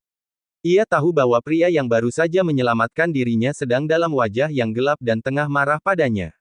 Sepanjang perjalanan pulang Nate diam dan tak mengatakan apapun dengan wajah esnya. Sesampainya di rumah ia keluar dari mobil dan menutup pintu mobil dengan keras hingga membuat tubuh Bella tersentak kaget. Dia pasti marah padaku karena pergi ke klub malam, batin Bella. Bella merasa kepalanya sangat sakit memikirkan kemarahan Nate. Bahkan ia tidak bisa merasakan sakit di wajahnya tapi sikap Nate lah yang cukup mengganggunya. Apa yang terjadi? Kenapa Tuan begitu marah? Tanya Bibi Hana yang sering menjadi teman mengobrol Bella selama beberapa hari ia mulai tinggal di sini. Dia sepertinya marah dan salah paham padaku, kata Bella sambil menundukkan kepalanya. Pembantu itu kemudian menatap wajah Bella yang bengkak, oh Tuhan. Apakah dia yang sudah memukulmu? Tuan Nate terlihat kejam tapi aku tak pernah melihat dia memukul wanita. Bukan Big, Nate tidak memukulku, ia justru menyelamatkanku dari pria jahat. Pembantu itu menarik nafas lega, baiklah cepat mandi dan ganti bajumu. Aku akan membuatkan tonik yang biasa diminum oleh Tuan Nate sebelum tidur. Antarlah minuman itu nanti ke kamarnya dan minta maaf. Bella tercengang, meski ia dan Nate sudah menikah di atas kertas tapi mereka tidak tinggal sekamar. Kamar Bella berada tepat di sebelah Nate dan ia sama sekali tak pernah masuk ke kamar Nate. Bella menjadi canggung dan gugup membayangkan dirinya masuk ke kamar itu. Tunggu apa lagi, jangan biarkan Tuan marah terlalu lama atau hubungan kalian tak akan berkembang dengan baik. Baik, jawab Bella lirih. Bibi Hana tersenyum, ia merasa prihatin selama ini bahwa dua pengantin yang baru saja menikah itu bahkan tak tinggal sekamar dan jarang terlihat mengobrol dengan hangat seperti pasangan pengantin baru lainnya. Sebagai seorang yang dipercayai oleh mendiang kakek buyut Nate untuk menjaga cicitnya, dia akan lega begitu melihat Nate bisa hidup bahagia dan memiliki putra dan putri yang lucu. Bab 273, Extra Part 24. Bella mengetuk pintu kamar Nate dengan tonik di atas nampan. Nate yang berada di dalam menduga bahwa orang yang mengetuk pintu adalah pembantu kepercayaannya yang selalu datang untuk mengantarkan minuman. Masuk. Bella membuka pintu dengan perlahan, saat ia melihat Nate hanya mengenakan handuk yang melilit pinggangnya dan menunjukkan dada bidangnya yang terpahat sempurna. Tangan Bella menjadi gemetar dan hampir menjatuhkan nampan itu namun Nate secepat kilat membantunya memegangi ujung nampan untuk menjaga keseimbangan. Bella semakin kikuk saat Nate dengan dada telanjangnya tepat berada di depan matanya. Aroma sabun maskulin yang segar menusuk hidungnya, bahkan buliran air yang jatuh di atas tubuh pria itu semakin membuat Nate tampak panas dan menggoda. Wajah Bella tak bisa untuk tak memerah. Maaf, aku tidak tahu bahwa kamu baru saja mandi, kata Bella dengan kepala tertunduk. Masuklah dan duduk di sofa. Aku akan berganti pakaian. Hah? Tidak, aku akan menunggumu di luar, jawab Bella gugup. Aku memiliki walk-in closet, jadi kamu tak perlu berpikiran liar bahwa aku akan berganti pakaian di depan matamu. Bella semakin menundukkan kepalanya, ia tak menyangka bahwa Nate akan dengan cepat mengekspos pikiran liarnya. Saat melihat Nate berjalan menuju ruangan sebelah di kamarnya, Bella segera menarik nafas lega dan menepuk-nepuk pipinya yang terasa panas secara perlahan. Ia sudah lama tinggal di desa terpencil dan baru melihat keindahan tubuh seorang pria yang membuat ia menjadi gugup. Nate keluar dengan mengenakan piyama abu-abu dengan rambut setengah basahnya yang sudah tersisir dengan rapi. Ia mengambil tonik di nampan dan meminumnya dalam sekali teguk. Apa yang ingin kamu katakan? Bagaimana kamu bisa tahu? Itu terlihat dengan jelas, kamu tidak mungkin datang begitu saja menggantikan tugas Bibi Hana untuk mengantar tonik padaku. Aku minta maaf, kata Bella dengan kepala tertunduk, aku tidak sengaja datang ke klub malam untuk niat bersenang-senang, hari ini adalah pertama kali aku mendatangi tempat seperti itu. Saat di jalan aku tak sengaja bertemu dengan Julia, aku mengikutinya untuk meminta pertanggungjawaban darinya, tapi ia menipuku. Kata Bella dengan wajah penyesalan. Nate sebenarnya masih kesal karena Bella berani datang ke klub malam dan membahayakan dirinya, ia hanya tak bisa membayangkan jika Nate terlambat datang untuk menolongnya, namun saat menyadari bahwa Bella hanya gadis desa yang lugu, Nate berusaha untuk berdamai. Apakah kamu sudah mengoleskan salep ke wajahmu? Bella menggeleng, ini hanya luka ringan, aku sudah terbiasa. Ini akan sembuh dalam beberapa hari. Ibu tiri Bella adalah wanita yang ringan tangan, begitu juga dengan Julia, mereka sering menamparkan Bella hanya karena alasan sepele. Nate menyatukan alisnya dengan kata, terbiasa, ia tak bisa membayangkan kehidupan apa yang pernah ditinggali oleh Bella sehingga ia bisa mengatakan bahwa mendapatkan luka memar adalah hal yang biasa untuknya. Aku akan mengajarimu bela diri mulai sekarang, jangan pernah membiarkan orang memukulmu dan jangan biarkan orang lain menindasmu. Baik, jawab Bella lirih, jadi apakah itu berarti kamu tidak marah lagi padaku? Nate tak menjawab, ia bangkit dari sofa dan membuka salah satu laci kemudian membawa kotak obat pada Bella. Saat Nate mengeluarkan salep untuk memar, Bella tahu bahwa pria ini pasti akan mengoleskan luka padanya. Aku bisa melakukannya sendiri. Biarkan aku membantumu. Bagaimanapun kamu adalah istriku. Nate mengoleskan salep perlahan ke pipi Bella kemudian ke ujung kiri bibir Bella yang sobek. Secara tak sengaja jari Nate menyentuh bibir Bella yang terasa lembut. Tatapan Nate akhirnya jatuh pada bibir merah muda milik Bella dan Nate tiba-tiba merasa udara menjadi panas. Nate mencondongkan wajahnya semakin dekat ke arah Bella yang sedang menutup matanya karena menahan perih saat Nate mengoleskan salep di wajahnya. Ia membuka matanya saat menyadari bibirnya tiba-tiba ditekan oleh daging lembut yang mengecup perlahan permukaan bibirnya. Jantung Bella hampir melompat ke tenggorokan saat ia tahu bahwa Nate mencium bibirnya. Nate sendiri ingin lebih dari sebuah kecupan namun saat menyadari luka di ujung bibir Bella, dia menarik keinginan itu agar tidak melukai istrinya. Apakah sakit? Bella menggeleng dengan pikirannya yang kosong sedetik kemudian ia ingin memukul kepalanya sendiri. Kenapa ia menjadi begitu murahan? Seharusnya ia mengeluh pada ciuman Nate yang bahkan tidak meminta izin padanya lebih dulu tapi tanpa Bella sadari ia justru menggelengkan kepala untuk menanggapi bahwa ciuman itu tidak menyakiti dirinya. Aku lelah, jadi akan kembali ke kamar untuk tidur. Setelah mengatakan itu Bella segera berlari dengan wajahnya yang merah. Nate menyentuh bibirnya, ia masih bisa merasakan bibir lembut dari Bella yang baru saja ia rasakan. Aku sudah menikah dengannya, tapi aku bahkan hanya bisa tidur di ranjang sendirian tiap malam, gumam Nate sambil menghela nafas dalam. Sepanjang malam Nate memeras otak untuk memikirkan cara agar bisa mendekati Bella dan perlahan masuk ke dalam hatinya. Sementara itu di sebelah kamar Nate, Bella juga tak bisa memejamkan matanya karena masih teringat bagaimana Nate sudah menyelamatkan dirinya, mengobati lukanya dengan lembut dan yang paling mengganggu pikirannya adalah ciuman yang sempat dilakukan oleh Nate. Saat pagi hari dia orang itu duduk di meja makan dengan wajah lelah dan kantung mata yang besar. Kalau saja Bibik Hana tak mengetahui bahwa dua pengantin baru ini tidur di kamar terpisah tadi malam, maka ia akan mengira bahwa wajah lelah mereka adalah karena mereka terjerat satu sama lain di atas kasur sepanjang malam. Nyonya, bisakah Anda membantuku untuk mengambil daun min yang ada di taman? Aku akan membuat jahe min untuk menghangatkan perut Tuan Nate, cuaca semakin dingin dan aku tak ingin ia terkena flu. Bella mengangguk kemudian menuju taman untuk memetik daun min. Sementara itu Bibi Hana mengambil nafas panjang di sebelah Nate. Aku sudah membuat nyonya muda datang ke kamarmu dengan membawa tonik semalam, kenapa kamu bahkan tidak bisa menahannya untuk bermalam di tempatmu? Kalian sudah menikah, kenapa masih saja tidur terpisah? Keluh Bibi Hana yang sudah seperti kerabatnya sendiri bagi Nate. Aku tidak ingin membuat ia waspada padaku jika aku terus bertindak semauku, jadi ingin memiliki hubungan yang dimulai secara perlahan Bik. Apakah Bibik punya ide? Wanita parubaya itu tercengang saat Nate menanyakan ide padanya. Bahwa ia berkunjung ke rumah orang tuamu dan perkenalkan ia sebagai istrimu secara resmi. Suruh Bella untuk berakting bahwa kalian pasangan yang saling mencintai di depan ibumu. Juga kamu pasti bisa meminta Bella tinggal di kamar yang sama denganmu di sana dengan mengatakan alasan agar ibumu tak curiga bahwa pernikahan kalian hanya di atas kertas. Aku yakin setelah itu hubungan kalian akan semakin berkembang. Bidi, kamu sangat pintar. Aku akan menaikkan gajimu dan jika hubungan kami semakin dekat karena ide yang kamu berikan, maka aku akan membangunkan rumah yang besar di desa tempatmu tinggal untuk hari tuamu. Bibi Hana tersenyum setelah mendengar hal itu, ia sebenarnya tak mengharapkan imbalan materi.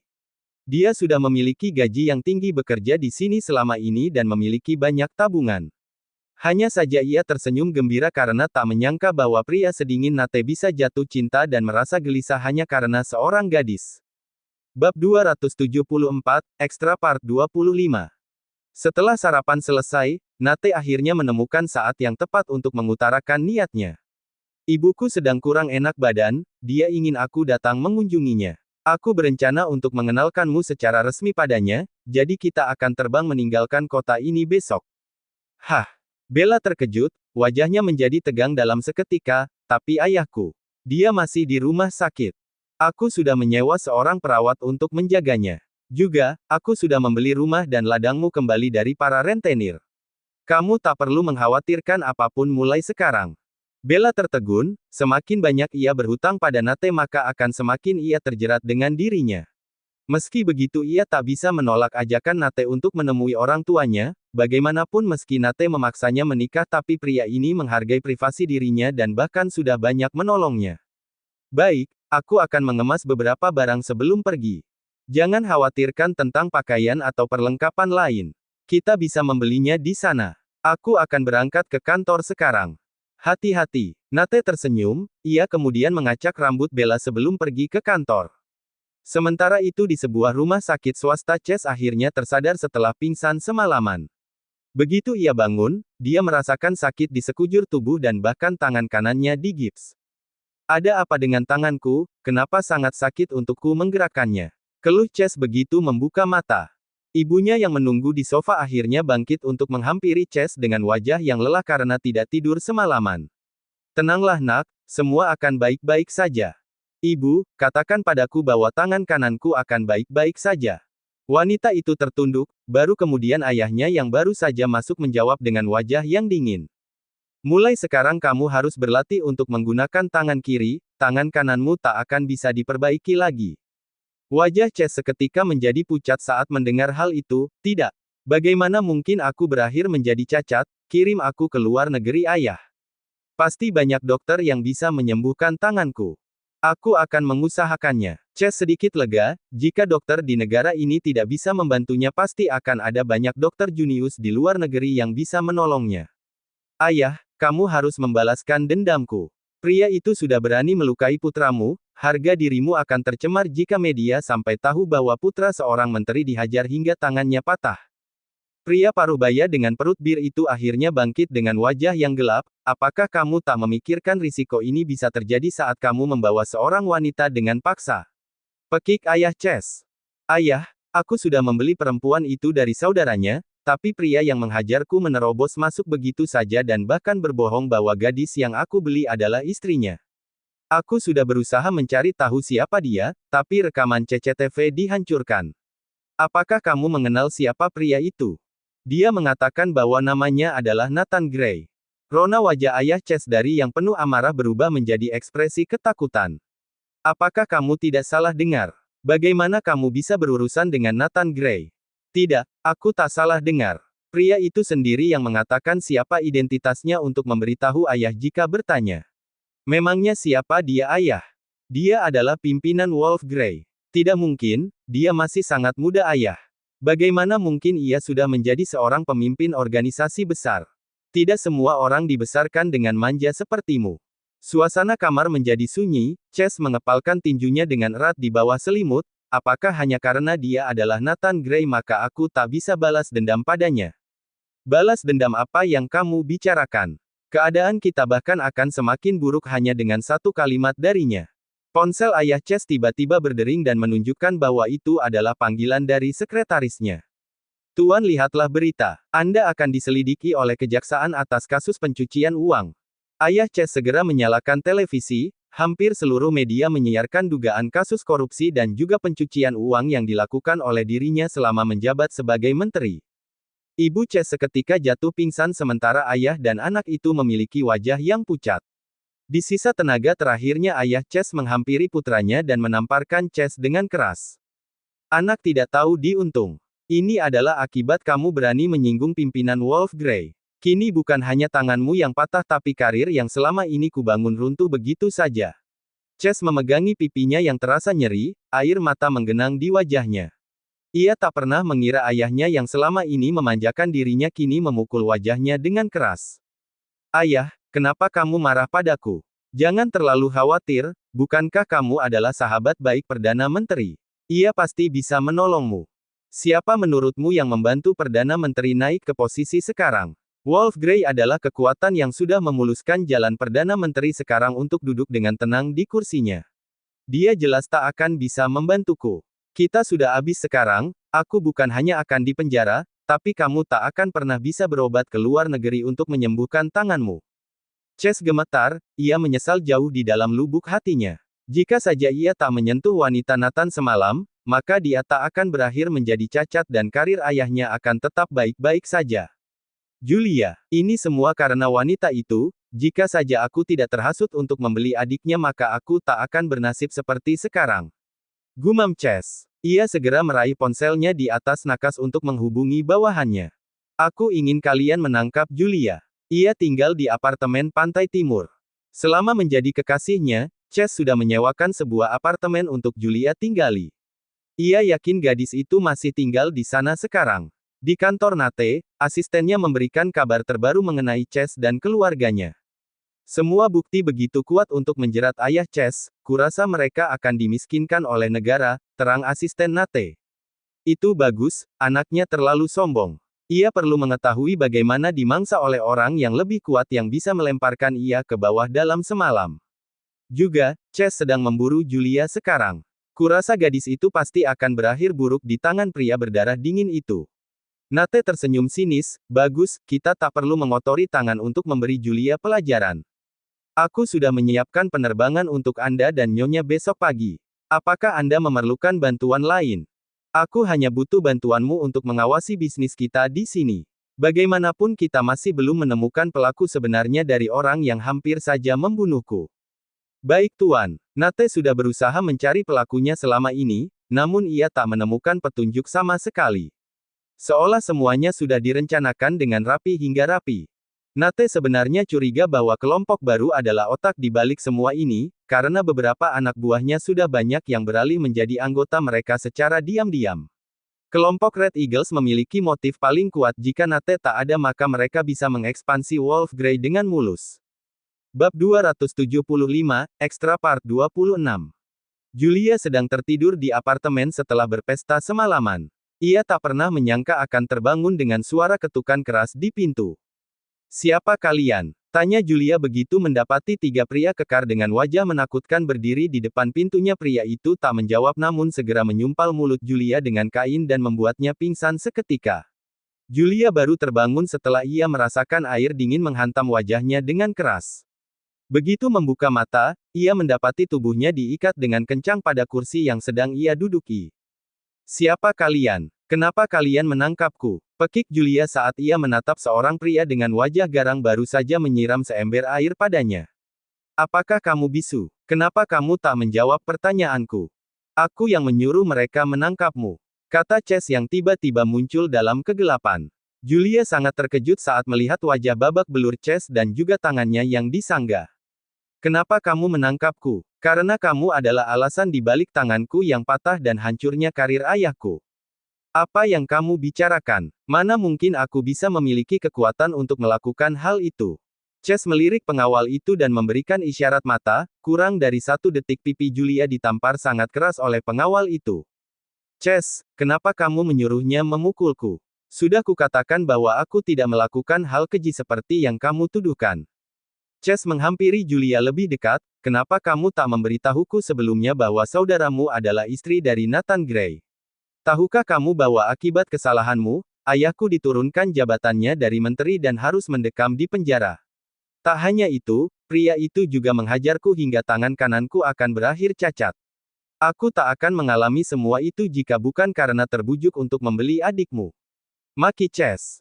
Wajah Julia membeku, ia hampir tak mempercayai telinganya sendiri saat mendengar Bella sudah menikah dengan Nate. Tak hanya itu, kenyataan bahwa Nate bahkan bisa membuat Chase dan keluarganya runtuh membuktikan dengan baik seberapa kaya dan berpengaruh Nate jauh dibandingkan yang pernah ia bayangkan. Hati Julia seperti diremas dengan erat oleh kebencian dan rasa iri. Kenapa Bella begitu beruntung? Seharusnya aku adalah wanita yang menjadi istri Nate. Sementara sekarang aku harus berada di gudang bau dan dalam bahaya, batin Julia dengan penuh kebencian. Sekarang, patahkan tangan wanita jalang ini. Aku ingin ia merasakan seperti apa memiliki tangan cacat sama dengan apa yang kualami. Tidak, tolong jangan patahkan tanganku, aku berjanji akan menjadi budakmu dan merawatmu dengan baik. Bukankah tanganmu tak bisa bergerak dengan baik sekarang? Aku bisa membantumu melakukan banyak hal termasuk memuaskanmu. Jika tanganku tidak patah maka aku tak akan bisa melakukan semua itu, rayu Julia dengan wajah yang meyakinkan. Chase goyah, ia kini jatuh miskin. Tak akan ada lagi antrean wanita yang melemparkan diri padanya seperti dulu lagi. Ia juga tak akan memiliki cukup uang untuk membayar perawat untuk menjaganya. Baik, tapi jika kamu mencoba lari dariku, maka bukan hanya tanganmu yang akan patah tapi juga kedua kakimu. Ancam Chase. Tidak, aku berjanji tak akan lari darimu dan menjadi budak yang tunduk dan patuh. Saat Chase akhirnya melepaskan ikatan Julia, ia sama sekali tak menyadari tatapan sinis dari Julia di belakang punggungnya. Omong kosong, tentu saja aku akan meninggalkanmu jika aku berhasil menemukan pria yang lebih baik. Kamu jatuh miskin dan cacat sekarang sedang aku masih muda dan cantik, untuk apa aku harus tunduk padamu? Aku akan pergi begitu menemukan kesempatan yang baik, batin Julia. Nate dan Bella sampai di bandara kota Greenwood pada hari berikutnya. Sepanjang perjalanan menuju rumah orang tua Nate, ia berkeringat dingin dan gugup. Nate yang menyadari wajah tegang Bella tersenyum tipis dan justru tergoda untuk mengerjainya. Kedua orang tuaku sekarang sudah tua, ia tak hanya menjadi wanita yang cerewet tapi juga pemarah. Aku harap kamu bisa bersabar menghadapinya nanti, kata Nate dengan wajah tertunduk. Pupil mata Bella melebar saat mendengar hal itu, ia sudah sering mendengar tentang mertua jahat yang sering bersitegang dengan menantu perempuan. Pikiran Bella semakin liar dan ia mulai takut bahwa mertuanya akan mencari-cari kesalahan dirinya. Berapa lama kita akan tinggal di sini? Aku tidak tahu, aku hanya bisa pergi jika ibuku memberi izin. Jika dalam penilaiannya kamu adalah menantu yang baik dan bisa merawatku dengan baik, mungkin hanya saat itu ia bisa mengizinkan kita kembali ke Ustrana. Lalu apa yang harus kulakukan agar bisa terlihat menjadi menantu yang baik di depan matanya? Nate mencondongkan tubuh lebih dekat ke arah Bella, tentu saja kita harus terlihat seperti pasangan pengantin baru yang memiliki hubungan baik dan juga hangat. Jangan sampai ibuku mengetahui bahwa kita hanya menikah kontrak, itu akan menjadi buruk untuk kita.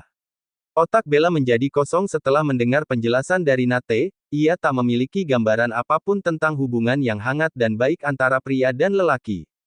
Jangan khawatir, aku akan membantumu untuk melakukan sandiwara dengan baik, kata Nate sambil menepuk lembut kepala Bella.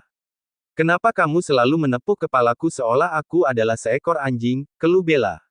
Nate tercengang, menepuk kepala adalah tindakan hangat antara sepasang kekasih tapi di mata Bella itu hanya tindakan yang sama dengan menyentuh kepala anjing.